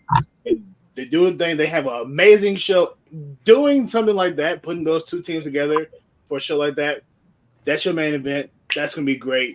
Perfect, cool. Mm-hmm. After that is over, and you've destroyed this new young bloodline, the original bloodline, dissolve it. Everyone goes on their separate ways, does their separate things. If you want to run Jay and Jimmy again for tag teams, fine, cool, but I would rather keep them separate. And at that point, do something new, because the bloodline will be going on that point. Mm-hmm. I don't think 5 years of the bloodline would be viable. I think just capping it off at this 4-year mark. If my math is right, I feel like that would be the best way to end it. That's just me though. What do you guys think? Tafari, Joe? I have been completely out of touch with wrestling, so I get all my news through y'all. All right, Joe? I mean, settling it in Survivor Series makes sense. There's some other storylines I want to touch on, like the possible breakup of New Day. We're definitely heading in that direction. Yeah. We are definitely getting. What is the next pay-per-view? It's not next month, is it? It's Berlin. It's Berlin, which is next Match Saturday. in Berlin is 2 weeks from now. Next Saturday, yeah. Yeah. All right, so that's definitely going to be the KO versus. That's KO versus Cody. KO versus Cody. Of course, Cody retains, but that's going to kick off KO's heel turn. Yeah. So heel turn is going after LA Knight, one of the two. Well, LA Knight needs a feud with somebody, since thank God Logan Paul is kind of. I was going to say, thank you. Logan's run now, hasn't it? Yeah, well, he re-signed his deal, so he can always come back. Yeah. I love what they did with Dominic on his podcast. That was great. Yeah. Oh, yeah. No, that. Look, let me tell you something. In the time that I have been start back watching, and we talked about this on my podcast. Shout out to my podcast, Tease, whatever. I've watched Cody's journey, right? But I've also been able to watch Dominic's journey. Like, I came in right after they lost the tag team titles, but he was still tagging with his dad. Judgment Day was just forming. They were striking against Ray and Dom. And I've been able to be a part of Dom's journey from tag into the Judgment Day group and working on his own from then till now. And Dom is just so much fun to watch. Like, obviously he has nuclear heat. Like, the fact that no one lets him talk, it's great. How you're already a heel and you turn more heel by choosing Liv and everything. Everything that they've been doing with Dom is great. My thing is, I definitely want him to. He has gotten much better in the ring. I say put a little bit more effort into it. Maybe put a little bit more muscle on and everything. Dude, you want to go the full route of being your daddy, Mr. Guerrero, which they did. Speaking of that podcast, sorry to interrupt. Yeah. You did hear that they were going to put him on a pole match or suspend him above the ring in a cage at one point, right? I'm so hyped for that. But yeah, if they want to do that, lose the shirt. You've already got the hair. Lose the mustache and embrace. No. So even Undertaker in his podcast says the mustache is helping. It's reminding everybody of Eddie. Well, keep it, lose it, whatever, but lose the shirt definitely, and give us more of that Latina heat, like persona. You've already got it. Give us more. And I think pairing him up with Liv now more than Rhea, him with Rhea was great. But the story that they're telling now, where if you really look at it, what actually has Rhea done for him outside of maybe help him win the North American Championship? She never helped him beat his dad. They will always either escape or he'd be left by himself to get beat up by somebody else. And Liv has just come in and give this man chicken tendies, PS5, updating the Judgment Day room, helped him learn how to stretch more than one muscle. All the moments that I would have definitely folded while Rhea was out. And then she helped him beat his dad, bro. Like, that's multiple things Liv has done compared to the one thing Rhea has done. He made the right choice. Well, yeah, but we're also forgetting this is long-term storytelling because Liv and Baron said we're gonna break up the Judgment Day, and they're doing it. I'm just gonna go ahead and say this because this is gonna probably be the most unpopular take of this whole entire podcast. Liv Morgan is being pushed to the point to where her title reign is going to be forever compromised because she is so protected in booking that it's not. I mean, she's not going to resonate as a heel or as a face at this point. She's going to resonate as annoying. I can kind of see. And the reason why I say right now. No, here's the reason why I say this, because when Rhea was a face, she was over. When Rhea was a heel, she was over. When Charlotte was a face, she was over. When Charlotte was a heel, she was over. When you had Sasha Banks, who I will talk about in AEW because that experiment is failing right now, only because of how she's a lot of things, but she was over. Morgan had one run, got one win over Ripley, and it's just like, do you see the amount of things they have to do for her to keep her relevant, while that do very little for Rhea, who can get over on personality alone? So the whole idea that you have to add Dominic to her, the whole idea that you have to add a faction to her, I am just saying, it's a Solo problem. You can give Solo all the Samoan help you can, but if he's not getting over, it's a failed experiment. Is it? It is. How long did it take for us to get Roman Reigns over? I'm gonna be honest with you about Roman Reigns. Roman Reigns was actually over since he left the Shield. No, it wasn't, because we didn't give him. I will argue that we didn't give him a chance because he got pushed on us in matches that he was not meant to be in. But he got the John Cena treatment.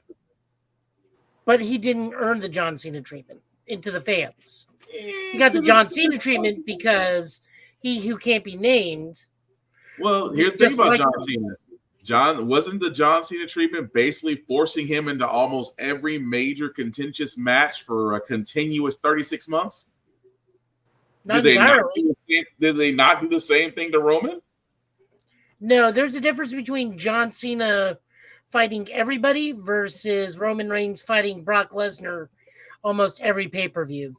But that's also another thing. Brock Lesnar, he's also another plan. That's also another great example of somebody being brought in and immediately pushed. Now, don't get me wrong. Young Brock, when he was destroying and you had Paul Heyman as his advocate, sold.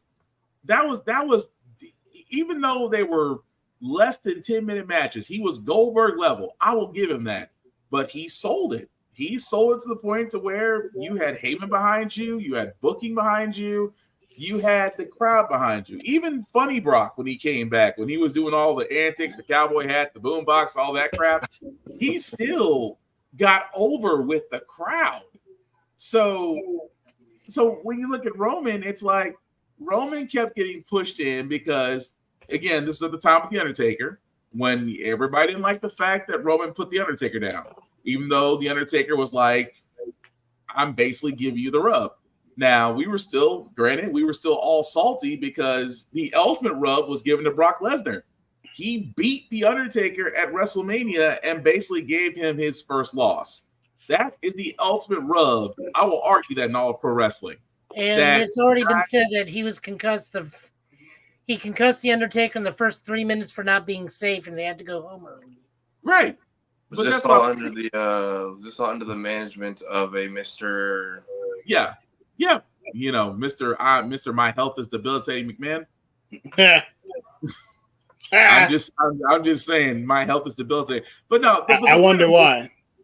But the point I'm getting at with Morgan is the fact that they have to do so much for her, and I'm just like, she really got over on her own, and she didn't need all of this. Well, I think the other problem we're forgetting is the brand she's on does not have a lot of high, and I'm not saying this like diminish what the workers there. Mm-hmm. She does not have a lot of high level competition at this point. It's either Rhea Ripley or because Becky Lynch is gone at the moment. Yeah, they haven't called up any of the NXT women that does need to be there. Yep. Well, they do have Kiana James, but Kiana James. Oh, hi, lady. But Kiana James is in right. That's what I'm getting at. They called her up, and it's just like you've done nothing with her. Nope. They need what am I calling her right now? Female crush. and who is that? Who's female crush? Luna Del Sol, female crush. Ah, okay, gotcha. I wouldn't be against that, but I mean, she is just female crush. Yeah. I'm not disagreeing with you. She is, but that's the point. It is though. It's like yes, the I want to say the peak of your women's division is on SmackDown right now. Yeah. But I also want to sit there and say on the Raw side of things, you have, and I hate to say this, like Shayna Baszler and Zoe Stark. I'm like, Zoe Stark should be getting pushed. She really should be getting pushed. Shayna Baszler should have been pushed because of her dominant run in NXT. But again, she's been associated to a Ronda Rousey who's kind of hiding under a rock right now. Just because of her comments. I was going to ask, I haven't seen that name in a minute. She just done with the world? So she is done with the world because she did an AMA, and every question was about her being a Sadie Hook non-believer. Yeah. And yeah, every question. She sat there and said the whole thing was a hoax, and I'm like, she tried to come back now and saying that was a dumb decision. I should never done it, but the damage has been done. So absolutely. Goodbye. Yeah. My favorite question is when you return, are you going under the name Sadie Hook? Damn.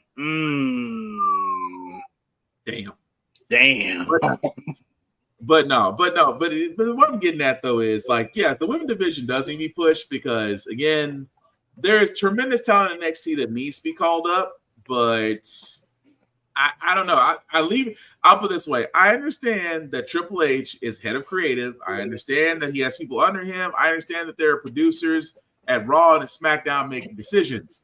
But I kind of feel like with women's wrestling, it is starting to backpedal a little bit back to the Diva era where you're not getting those matches. Like what the last time we had a 60-minute Iron Woman match was that what Charlotte Flair and Sasha Banks for 60 minutes? And it opened Raw. When's the last time we seen something like that? Of course, if you go to SmackDown, you see Jade Cargill, you see Naomi, you see Bianca Belair, and you see others that are also headlining. But at the same time, yeah, the women's wrestling is looking like it's starting to take more of a back step, and I'm hoping that's not the case. On the main roster. NXT kind of has the best women's division in WWE right now. They always have though for a while. Like Sean knows how to push them. Yeah. You're 100% right. It is. I mean, if you're looking at all divisions, NXT does have the best women's division right now. I just hope that, the thing about it is anytime they go from NXT, it's always been that are they going to flounder? Are they going to flourish? Are they going to go to the backside? And I said more women wrestlers going from NXT than men because Braun Breaker, bona fide stud. We knew where he was going. He's a Steiner. He can only go one way. Well, right to the I'm saying, I mean, even though he's a Steiner, the dude can go. And the fact that he doesn't really depend on the Steiner. He doesn't depend on the Steiner recliner or the Steiner Frankensteiner. He's kind of doing his own thing, but he flourished. Even the 4 horsewomen, every one of them, they flourished. So we'll get to that in a moment. Well, we only got so much time, Joe. Who did it? Who are you talking about? No, boy. What's she going by these days over in AEW? Oh, Mercedes Moné. That's where we go. I call her Miss Botchalot. Oh my god! I guess that's a good segue, right? That's a good segue. That's a good segue to go to AEW. So that's a good. I was going to say go the to only other thing we can add is, honest to God, I think we're going to have our first inter-company champion, because I think Joe Hendry's going to get that title. Oh yeah, he should. Give it to him. Give him at least 2 matches and give it back to Trick. You shouldn't even take him from Trick. That's a whole other. You know what? Yeah. When we come up with another podcast, we will explain why they dropped the ball on him. But let me get into AEW so we can get into our comic polls. So AEW All In London is happening this Sunday. Just a quick rundown of the actual card. We do have Toni Storm versus Mariah May for the AEW Women's Championship. Toni Storm is defending. Mariah May, it looks like it's poised to where Mariah may actually win. Toni Storm has done great, has had a great run with the title. In my opinion, I'm just going to throw this around really quickly. If you're booking it, who would you have win? I mean, I'm not going to win that.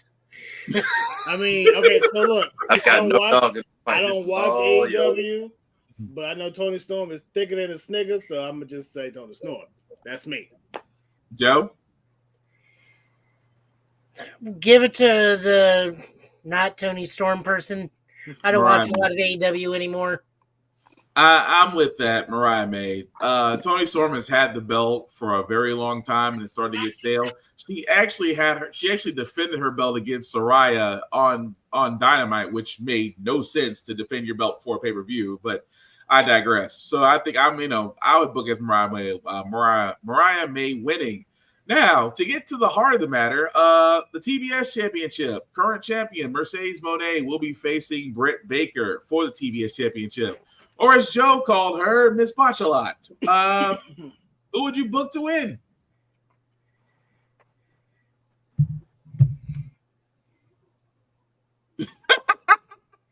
There wasn't my point of Joe. I'm either one.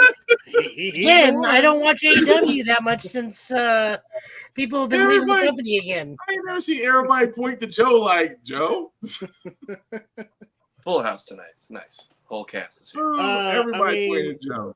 So, again, I don't watch. I'm not entirely sure.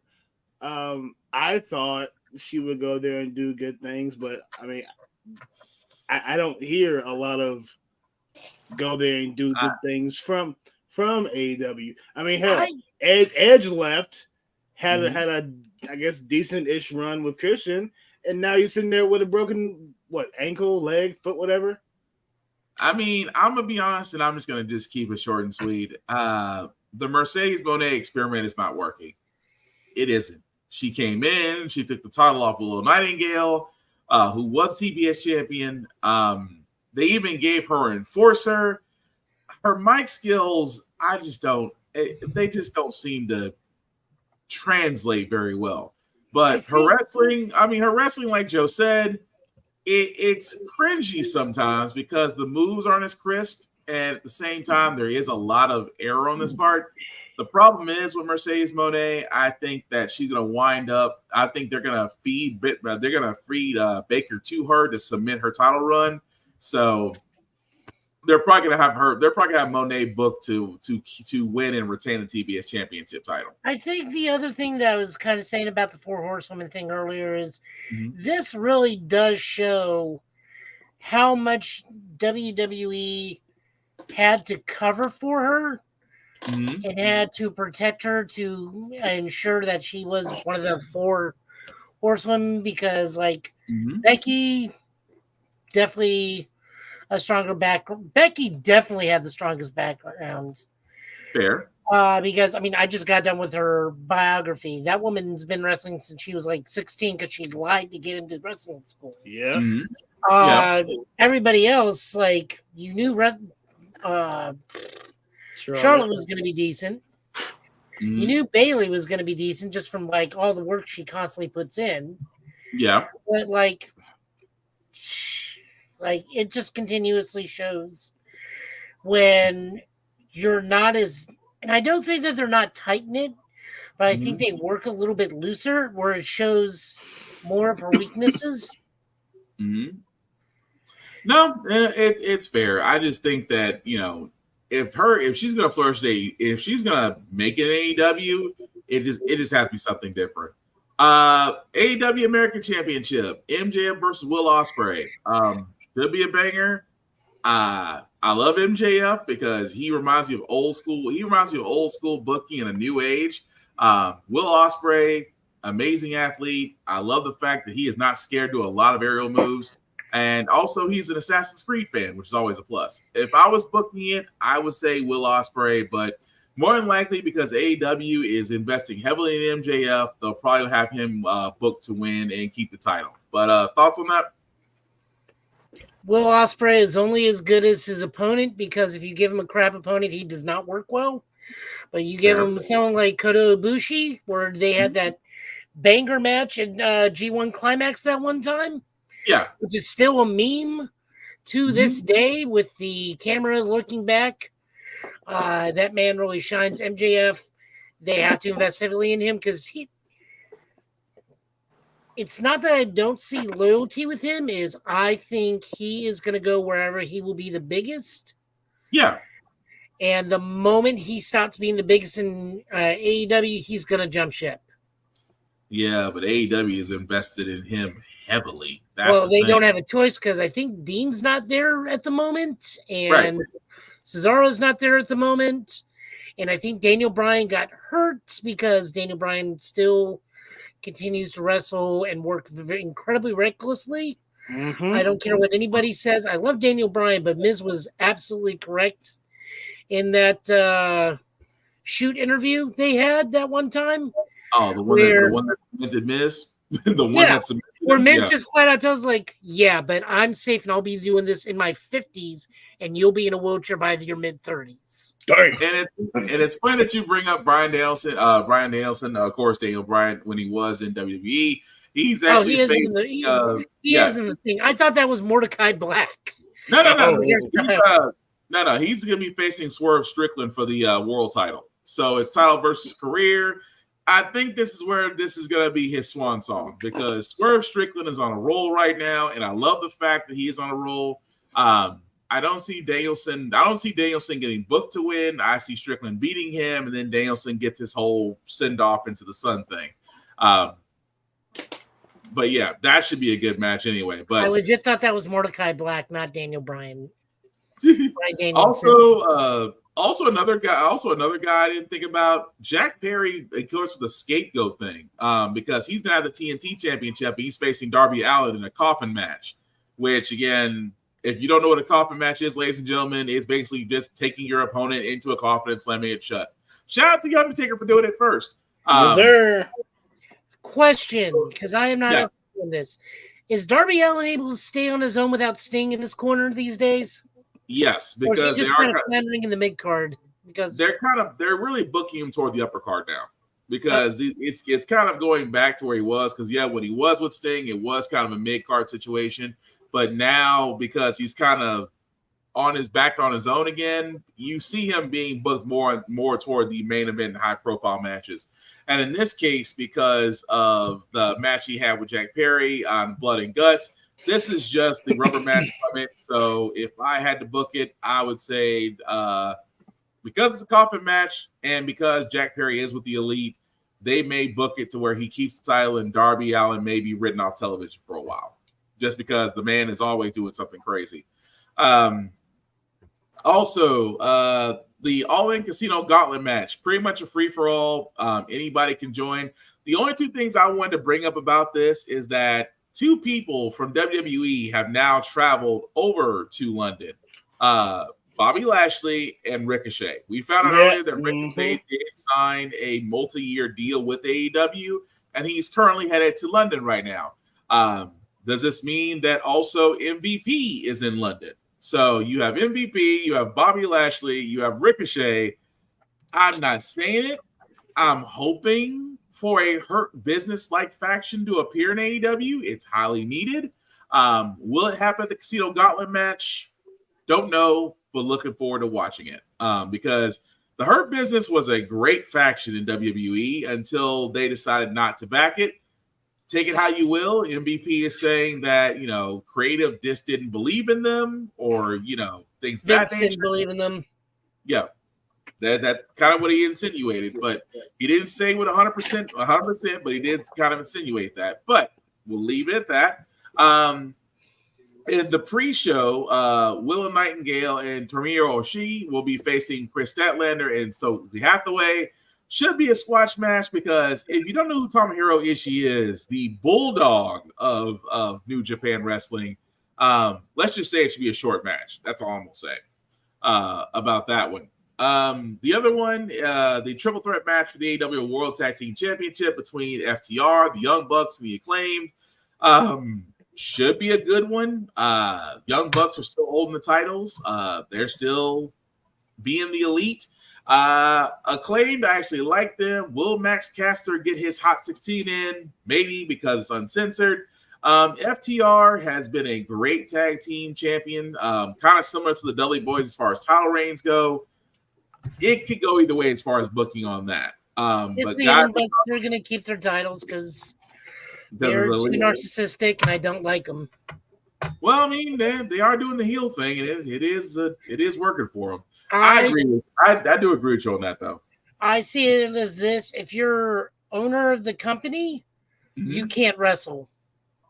True. You shouldn't be able to if you're EVPs, which is still weird. But hey, Kenny Omega has been quiet for a couple of this whole entire time. I kind of expect him to pop up, which would be actually cool. But the last match, of course, this is the last of the card for the AEW Trios titles. You have Christian Cage and the Patriarchy versus the Bang Bang Gang versus the House of Black versus a unknown Trios group that won't be announced until Sunday. I kind of miss the fact that House of Black used to be trio champions, because I did like the House of Black rules. Christian Cage is in his villain era right now, and you can tell because he has on a turtleneck with no sleeves. So if that doesn't say villain to you, nothing does. The Bang Bang Gang kind of has downgraded, because this is the same guys that used to be a part of Bullet Club back in New Japan, and really haven't done a lot since. So if I was booking it, I'd give it back to the House of Black. But what do you guys think? This is where the Hurt Locker or Hurt Inc. whatever comes into play. They can't call it the Hurt Business. They can't call it the Hurt Business because it's trademarked. But you know what? That would be perfect. A three man group going into a trios tag match. That's freaking perfect for MVP, Bobby Lashley, and Ricochet to show up. Called Pain Incorporated.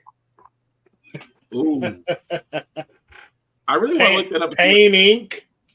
I kind of want to look and see if that's already trademarked, because if it is, that's a dead giveaway. But that's pretty much the card for AEW. And again, that's the state of wrestling that we have so far. We will go more into it with WWE, AEW, and TNA, because TNA has been making a lot of noise outside of just Joe Hendry, because Joe Hendry invented himself and really got himself over. And you've heard his name, and I wish I could say he appears on this podcast, but unfortunately, we're not that far along yet. Say what? I'm just a stand-in. Legacy holder. Not Joe Hendry, Joe. Joe Hendry. Although it will be interesting if we do get him on this podcast, and you're here, and that's going to be so weird. Say his name, and he appears. No, we just have to say his name. We black out mine and put him in. I just turn around real quick, and then it just turns back around, and it's the other guy. Ooh, that will be interesting. But oh my goodness! But yeah, we will definitely get more. We'll definitely get more into state of wrestling next week, guys. But we do need to go ahead and get. I was going to say, did we cover the cancellation already? Or are we saving that for next week? Save that for next week. We'll save it. We'll save that for next. We'll save that one for next week because that's right now the incels are having their victory run, and I'm just gonna leave that one. I'll touch on it real quick. And we can go into more in depth next week. I don't mind that it got canceled because I felt the series was kind of mid because of the pacing issues and the ending that just kind of came out of left field. Yeah, I haven't seen it. I plan on it, but I feel sad that it ended, that it got canceled because we lost good Asian and Black representation in Star Wars yet again. It should have went longer. It really should have. It could have went longer because I'm sorry. If Halo could get a season 2, that could have got a season 2. And Halo screwed the pooch royally on season 2. But before we get to our compo, guys, we do want to give a shout out to Rick's Comic City. If you're in the Tennessee area, definitely check them out. They have been Nashville's #1 go-to place for comics, for mangas, collectibles, things of that nature for going on almost 7 years now. They have 2 locations, Nashville, Tennessee, and Clarksville, Tennessee. Definitely check them out. Also, check out rickscomiccity.com, and where you can do the same things online, including order pulls, trade covers, that thing, and that. Those things, well, all the above, I should say. So you can definitely do that. Also, let them know the guys at GetBit sent you. It doesn't get you any discounts, but you see our mugs on their televisions. They show us love, so we want to show them love. Also, guys, if you are not in the Middle Tennessee area, support your local comic book stores, support your local libraries. They are the last places to where you can get experience. I get it. Barnes & Noble is cool. Starbucks is cool. Places to where you can get coffee anywhere else is cool. But going to a comic book store or going to a library is an experience. There are things there that you can sit there and talk about, can do, meet others, get other advice, and even invite somebody to actually see what's so fun about going to a comic book store or going to a local library. And kids, I cannot stress this enough. Most libraries have a banned book section. Please read it. You will be surprised about the stuff that they don't want you to know that you should know. Because again, expand your mind, expand your horizons, read the banned books. So again, guys, if you are in the Middle Tennessee area, definitely check out Rick's Comic City. If you are not, support your local libraries, support your local comic book stores. You will miss them when they are gone. Joe, I do see you got the comic books up, sir. So whenever you're ready. Yep. First book this week is Jenny Sparks. This is a Black Label book. This is a book written by Tom King with art by Jeff Spokes. Those unaware, we will be meeting Jenny Sparks soon. She is the leader of the Authority.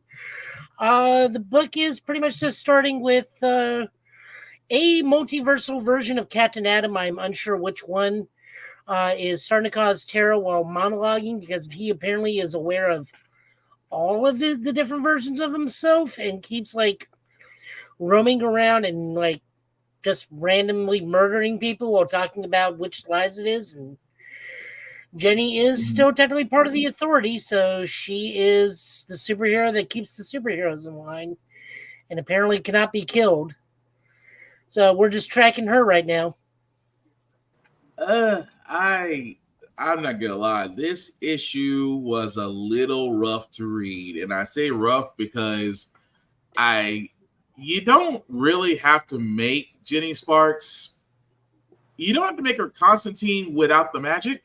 I guess you can put it that way. What I mean by that is the level that they try to go with, even though this is DC Black Label, it just, like I said, I'll give the next issue a shot, but this first one was not a good one for me. Yeah, I picked up a little bit of Constantine in this too from her, but she's got electrical powers, right?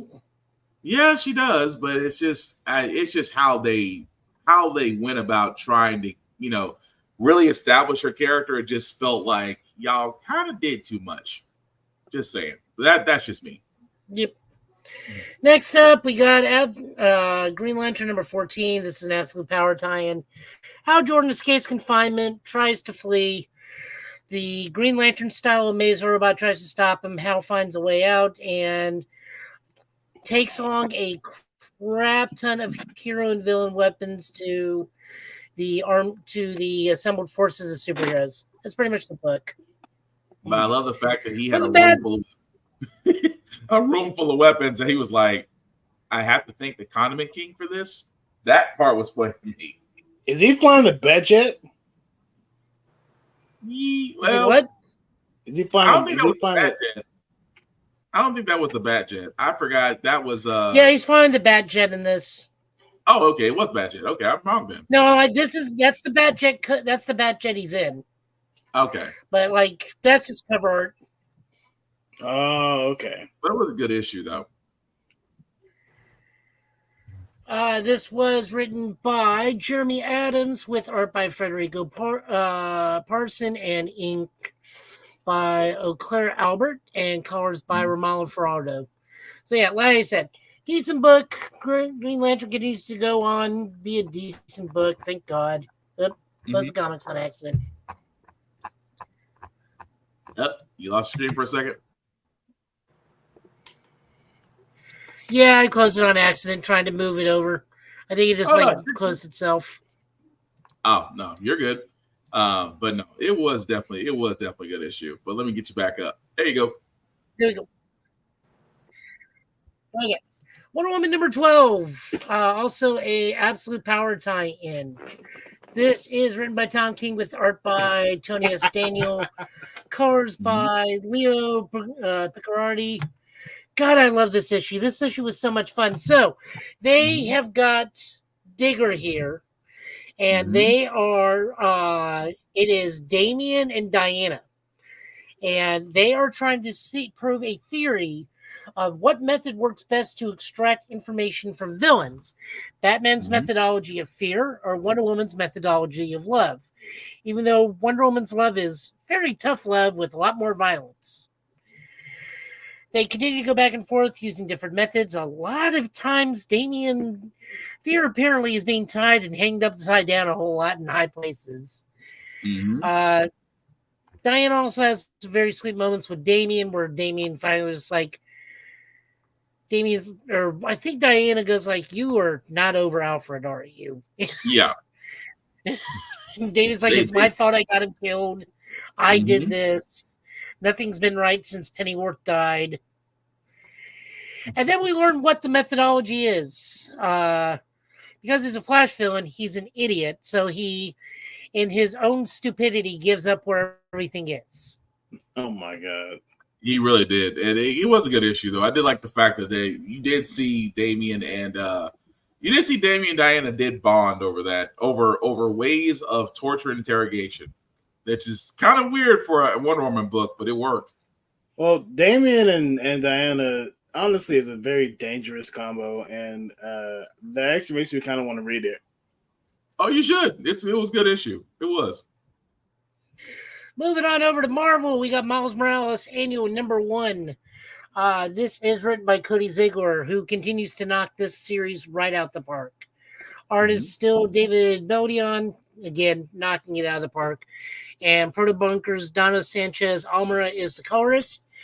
Long and short of this one, we get various adventures of Miles as he goes to see his abuela in Puerto Rico. And adventures follow, including meeting and chatting Storm. Which was very interesting. But it was a good talk, and he got Storm's respect. Yeah. How interesting are we talking? Oh, just sitting there because, go ahead. No, go ahead, Joe. Go ahead. Hurricanes are threatening Puerto Rico, and he finds Storm's there and fights her a little bit, thinking it's Storm in a bad mood, and it turns out Storm's trying to ease the hurricanes off Puerto Rico. Oh my goodness. Yeah. Also, keep in mind right now, Miles is still a vampire. Wait, what? Did I miss something? Oh, you missed the blood hunt. You missed the whole summer event where Blade got possessed by the first vampire. And Dracula, in killing it, made all vampires' weakness to the sun go away. Oh my God. Miles is a vampire. So yeah, you missed a lot in Blood Hunt, sir. You know, stuff like this makes me miss Comic Store and even more, because I wouldn't have missed this if he was still here. R.I.P. Comic Or you Story, could have man. been- We miss you. All right. Oh yeah, we missed you, but you also could have been listening to this podcast because we've been covering Blood Hunt since it started. I've been at work. Leave me alone. It's called a podcast, sir. My Is name is that The what Wall. it says at the bottom is guest starring Storm and Blood Hunt, or does that say Bloodline? Bloodline. Between you and Shadow, my name is The Wall, and that's between y'all. But anyway, Fantastic book. God, I love reading Miles. Of course, I just like reading good Spider-Man, and this is one of the few places we can get it. Shots fired. Yeah, because you're gonna not go back to the Amazing Spider-Man for a while. Apparently not till after the 12 deaths of Spider-Man. Oh my god. So, hello. by the way, Predator versus Black Panther, written by Benjamin Percy and Chris Allen, doing the artwork. Sean Damian Hill doing some art. Craig Yoon doing some art. Lee Ferguson doing some art. And colors by Eric Arcanija. Yeah. So the Predator race is starting to realize we've been all over Earth. We haven't hunted in the Wakanda yet. Let's see what that's like. And they even know what vibranium is too, because they've experienced elsewhere in space. Yeah. It's like, oh, this country knows how to use vibranium. This will be a really good hunt. So it's an interesting issue. I will say that it is interesting to see how they go with this. I'm like, how many ways can you tell a Predator story? Because we've kind of seen it and done it, but they actually do kind of do this one a little bit more of a refreshing side of it. I don't want to spoil it just because it's really worth reading because it really is. Yeah, because I was like on the fence. I was on the fence because the first thing I see Predator, I'm like, against Black Panther though, which the way they're telling the story makes you want to read it. Which Panther? Is it as good as Batman T'Challa? Predator though? Yeah, it's T'Challa. Okay. It's This is T'Challa. T'Challa. Is it as good as Batman Predator though? We will say yet to be seen because this is a promising start. Because we do get quite a bit of time on the Predator homeworld before we see them in Wakanda. Yeah. And it's not just one Predator in Wakanda. It's like a whole hunt party. Oh. It's very rare. Oh, they invaded with a troop. It wasn't just one. Because they recognize the danger of the Dora Milaje. So they're like, we're gonna need more than one. I love the respect level. It's like they saw the Dora Milaje and said, we're calling back up.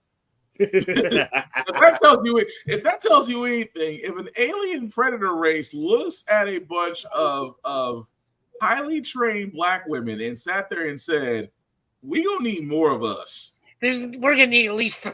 We're gonna need at least 3 more. They're not pulling the U.S. agent. He's like, you ain't getting my ass disrespected. They fear the Dora Milaje more than they do Xenomorphs. I love that. I'm gonna check this out now. This is making me hyped for it. It's almost as if the John Walker beatdown transcends space. It's like we've seen what happened to him with a shield. Oh, Could you imagine what they do with a spear? With our spear? Just oh boy. Woo. All right, Scarlet Witch number 3. This is written by Steve Orlando we know that guy. Art by Russell Dodderman and Jacopo Kamanagi and Kamanji, and colors by Frank Wilson Matthew Wilson and Frank William. That's on me. Wanda just gets out of the Scarlet Road after fighting Laura, who is a multiversal doppelganger that is kind of like trying to do Jet Li's The One across the multiverse. Oh my god. Ultimate Scarlet Witch.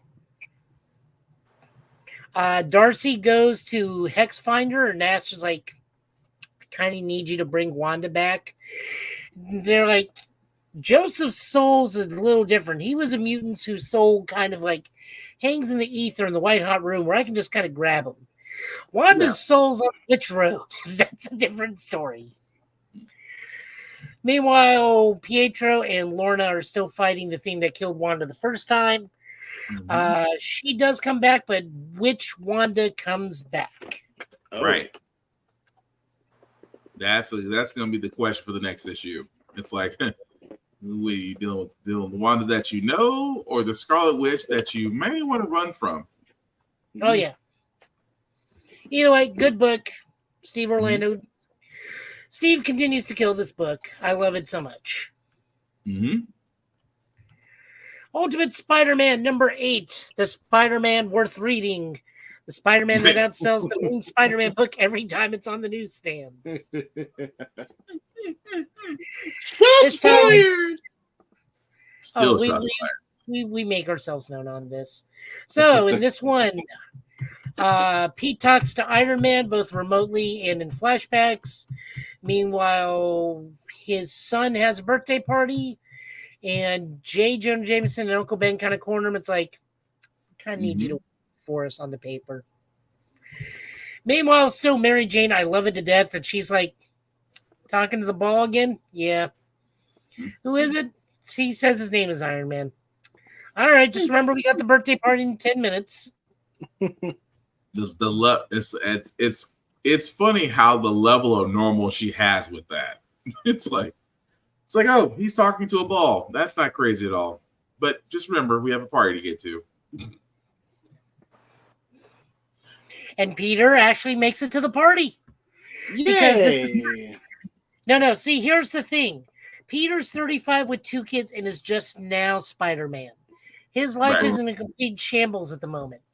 He knows what work-life balance, superhero work-life balance is. He is in his 30s. No, it's not even that he has happiness. It's because he's had enough time to become an actual adult, not a perpetual 16-year-old attached to May's hip. Oh, shots fired. Also, because he was raised by Uncle Ben. And apparently Uncle Ben is not sweet Uncle Ben like always. Uncle Ben is your pretty typical uncle. Hey. I'm an uncle. What you mean? The one that you will invite back to Thanksgiving, but is still going to teach the younger kid, no, this is right and this is wrong. Oh, okay. So me. Okay, cool. Yeah. Father figure uncle is what he's getting at. Ah, there you go. Cool. I mean, hey, well, we're just happy to see a universe where Uncle Ben, still alive and kicking. And best friends with J. Jonah Jameson. Well, that's still weird. That's a very weird take, but honestly, it makes sense. That is still weird. All right, this is from last week. We're looking at X Factor. This is written by Mark Russell, art by Bob Quinn, colors by Jesus Abrativ. So the original team, which we see some of it here of Pharaoh and Angel and Fire Fist and not Cypher, something to do with tech bombs and okay, I'll just come out with it. This is Ecstatics. This is Ecstatics with masquerading as an X Factor book. Damn. This is all about this is all about government public relation ratings going up depending on who your mutant team is comprised of and if they live or die on their missions. Oh my god! Yeah. Oh my god! It's X-Men with Suicide Squad. Yeah, it's Ecstatics. No. I couldn't. I tried. For this one, I was like, yeah, this may not be my cup of tea for this one. It is. It's not a lot of people's cup of tea. It is my cup of tea because I read Ecstatics. I knew what. As soon as something went immediately wrong, it's like this first team is immediately going to all die, and we're going to get the real team of X Factor later on, which is the real what happens. Even though Lorna is really not happy with Havoc, who I guess dumped Madeline and went back with Lorna. They still haven't explained that one. That or when he became alive again, Madeline's like, well, you bore me now. Go shoot. After all she went through to bring him back from the dead, and you know what? Never mind. Go ahead, Joe. Yeah. I don't know. It's Havoc. Lord only knows what he screwed up, or like I said, Maddie probably just got bored, or they've worked working out, and he sees Maddie every other Tuesday. Well, maybe he can go back to Janet. Oh wait, is that still canon? Yes. Well, oops. So anyway, so Havoc is now the new team leader. He has a decent team of Celia Reyes, Pyro, Angel, a new mutant, which apparently the new overarching story is mutancy is starting to pop up in older people as opposed to young adults now. Yeah. Because we have an unkillable grandmother on the team. Oh God. Yeah, that was weird. Bastion's mom. No, they took care of that woman pretty well. Decent book, definitely not for everybody's taste. I will be very upfront with that. I enjoyed it because I saw it exactly for what it was and knew what it was. Mm-hmm. We're just going to see how long this book can keep that up, or if it actually becomes like a normal X Factor book later on. All right.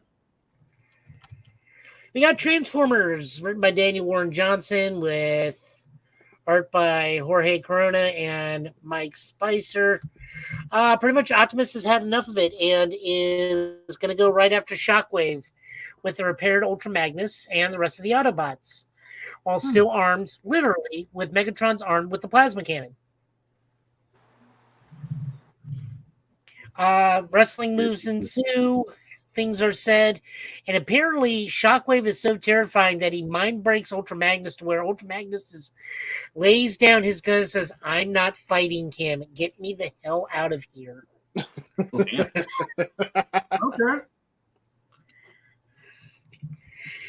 And even Shockwave is like, "See, I can do this to people, Prime. Do you really want to go with it?" And then Prime just like gets ready to shoot him. So again, Shockwave being worse than the devil. Still feel bad for Soundwave because he's still carrying around Ravage. Won't somebody please fix my cat? Oh my God. Wow. That's what's going to make him flip. When the Autobot sounds like, we'll repair Ravage. I mean, that's what's going to make him flip. I guarantee it. Damn. And then last one of the night, Ultraman meets the Avengers. This is written by Kyle Higgins and Matt Groom of Power Rangers fandom. And comic book writing, art is by Francisco Mana and color by Matt Mila.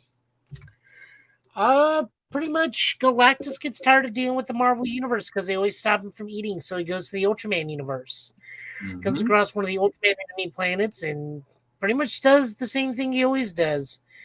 Gives them a Faustian contract. I won't eat your planet, but you will serve me.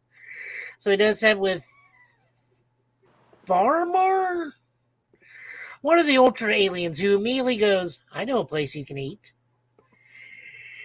And then a dimensional portal opens up because I don't know what the Avengers were doing, but it puts Miles into the Ultra universe. Always Miles, of all people. Yep. But don't worry, Miles is not a kid in this. You had me at Cal Higgins. I mean, you saw what he did with Power Rangers. So. Rest of Avengers, they get to know the Secret Science or the Super Science Security Squadron. Mm-hmm. And Ultraman fights break out, Avenger fights break out, and it's pretty much the issue. It's a really good issue. This is the technical continuation of the Ultraman series. So from Trials of Ultraman to this. Nice. Okay. They even bring up plot points because they don't know who Miles is initially, and they're wondering if it's for that one group that had the bioorganic kaiju they made. Mm-hmm. Remember the Greenpeace group that made the kaiju to destroy the kaiju that was going to destroy the planet? Yeah, I got you. No, it's a good, but it's a good issue. I do highly recommend this one as well. But yeah, it was good. Yep. Book of the week. We actually had some really strong choices. It's either this or Wonder Woman for me. Mine's going to Green Lantern, just because Hal with a room full of weapons and trying to escape. That was fun. That was fun for Really, not Black Panther versus Predator. It's Black Panther versus Predator is good, but the second issue better be amazing to me because I'm like, you're not about to give me an issue like that, and then the second one is dull or just boring. So that's the reason why I'm kind of like, I know what Absolute Power is going to do because I've already seen Nightwing kind of take the lead. So I already know where that's going. So that's why I'm saying I'm just on the fence about the other side. I did have a Black Panther question. I am not familiar with the book enough. Who are the dudes in the White Panther suits? Oh, that's their attack squadron. Yeah. Okay.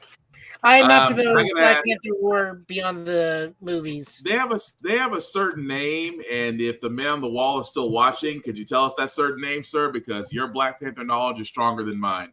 I just can't think of the name of that troop that wears the white suits at the moment, but I'm pretty sure he does know. Is it not the War Dogs? Like, are they? No, are they I don't think- okay. I don't know if it's the War Dogs or not, but it might just be. But we'll get that question answered later on. But as we are wrapping this up, guys, we do want to thank everybody that commented, liked, watched, shared. We certainly appreciate that. And I usually go random with this one. So, Tafari, you want people to know what you're doing, sir? So I am currently in the middle of doing a weekly rewatch of X-Men Evolution because 97 is taking too long for season 2, and I need my Wednesday fix. That has surprisingly gotten a lot more traction than I expected. I also did a skit about 20v1 videos because those are also getting hell of annoying. On the Blurred's Eye page, officially all of our DreamCon interviews are out. So we have Chase Conley, who worked at X-Men 97. We have Kev on stage, who did his first convention and first press conference and got to do his first cosplay and everything, and that was pretty cool. We have, who else did we talk to? We had Kev, we had Chase. Cleo Thomas dropped today, and that was another one we got to do. Talked about his new film Vigilante, new horror movie he just booked. I know I am blanking on another name, and it is staring me right in the face. Najee Jeter. We spoke to Najee Jeter, who plays Miles Morales in the Spider-Man Insomniac games. That was also a cool conversation. Next two interviews we have are coming from BlurredCon. So we got to sit with Phil Lamar and Atan Wakani, who plays young King T'Chaka in What If and the Black Panther film. So those all premiere on Fridays. We do like a live chat premiere during. Subscribe to me. Check out Blurred's Eye View in the podcast channel. It's a lot of fun. Got a real fun talking to these people, chance to meet and greet and all that, and pick their brains for a little bit. Cool. Shadow, you want to let people know what you're doing, sir? I stand ready to fight. No, dude, I am. So I mentioned it earlier. I'm currently working on my storytelling channel, Shadowverse Comics. October is basically Dragon Ball month with Daima coming out and with Sparking Zero coming out. So my goal is to drop at least 4 Dragon Ball What Ifs. I am currently working on them right now. I've got a couple of these like arts that I've made and everything. That's my current project. Of course, I'm always working on my 18 and up brand, Shadow After Dark. I'm taking pictures at conventions for Shadow Creators. It's right here. You can see that. And yeah, I have a new schedule. I have time to do things now. So now I'm going to maximize that time to actually do all the things. All right. Joe, well, if you know what you're doing, sir? I'm doing stuff. I would hope so. Oh, right. We got Ultraman things happening. Which Ultraman watches? Yeah, well, I mean, I'm watching a lot of Ultraman right now. I just got Ultraman Max in the mail. Oh, nice. The series is hilarious. Because they had to course correct from the previous series, which was very dark. Nice. No, Tafari and I are watching Ultraman Arc, which is the current series. We skipped this week because Clip Show. New episode comes out tonight. So we'll be doing that next week. Maybe we'll drag Shadow into that one. I don't know. We'll see. We'll see how timetables work. On that, I've just been playing a lot of Monster Hunter and a lot of Alien Dark Descent. That's a very hard game. Or Alien Isolation. That's a very scary game. Nope, I'm not playing that. I refuse to play a game where I can't fight back. I refuse to play a game where I cannot fight back. I'm not good at hiding in stealth games. I want to be able to fight the alien, or at least have a fighting chance of fighting the alien. But that's just me. You're not a colonial marine in that game. They even take your stuff away. You can kill face huggers, and that's about it. I'm good. I'm good. I'll stick with Fire Team. Alien Romulus, still fantastic movie, even though the third act is super weird. I recommend everybody go see it. I recommend everybody please go vote. Oh my God, please guys go vote. There are now voting initiatives out in Tennessee to help get everybody registered to vote. Please go vote. I cannot say it enough. Can't argue that. Also, vote.org can help you out as well. But all right, so I guess I'm up. But before I do get to me, guys, some shameless plugging, as I usually want to do. I do want to shout out first BlurStation.com. We have been talking about Blur Station now for going on a couple months. It is the table, the building, the vehicle that we've all asked for our content to be shown and streamed the same way Netflix, Hulu, and Amazon Prime do it. You can definitely check out BlurStation.com, and if you do want to join, hit the Join Now button. Select the Blur's Eye View Affinity membership. You can select any member there, myself, Black Spartan, or Tafari, or Tafari TV, or anybody else there. We would certainly appreciate it. It is $10.99 a month. $10.99 a month to basically watch and stream Blur Station. And again, after 36 months, guys, you do have the opportunity to own a piece of Blur Station. And again, this is the vehicle that is different from Tubi because because the content is owned by us. And if you are a content creator and want your content to be shown on Blur Station, you first must join Blur Station as a member. That'll allow you to speak to people behind the curtain. If everything works out, then your content can also be shown on Blur Station. Content that you own, and yet Blur Station just wants a piece of distribution. Not a bad deal at all. But definitely check out BlurStation.com because trust me, it is only going to get bigger. That's what she said. Besides me, guys, you can find me, Black Spartan, or I should say Black _Spartan 615 on the interwebs, on the socials. I usually do reviews on everything and gym stuff and also baby stuff because, yes, my baby daughter, my baby girl Zuri was born just last, a week and a half ago. And yet I am being that type of father. I am posting my child every second I get, and I make no apologies for it. At the same time, I'm a very social person. Just don't be weird. That's all I ask. Don't be weird. I do not want to have this blocking. I don't know, all the weird comments, things of that nature. Just don't. Be normal. You'll be fine. At the same time, guys, our podcast can be seen wherever podcasts can be found or heard. Also, always record TV, APR TV on all apps, including Roku, where you can see all shows, including this one there as well. And at the same time, guys, again, like, share, and follow. Like the good Reverend Navy Montel says, a like, a share, and follow costs nothing, but means everything. At the same time, guys, definitely check out Tafari at Tafari TV because con season is still going on.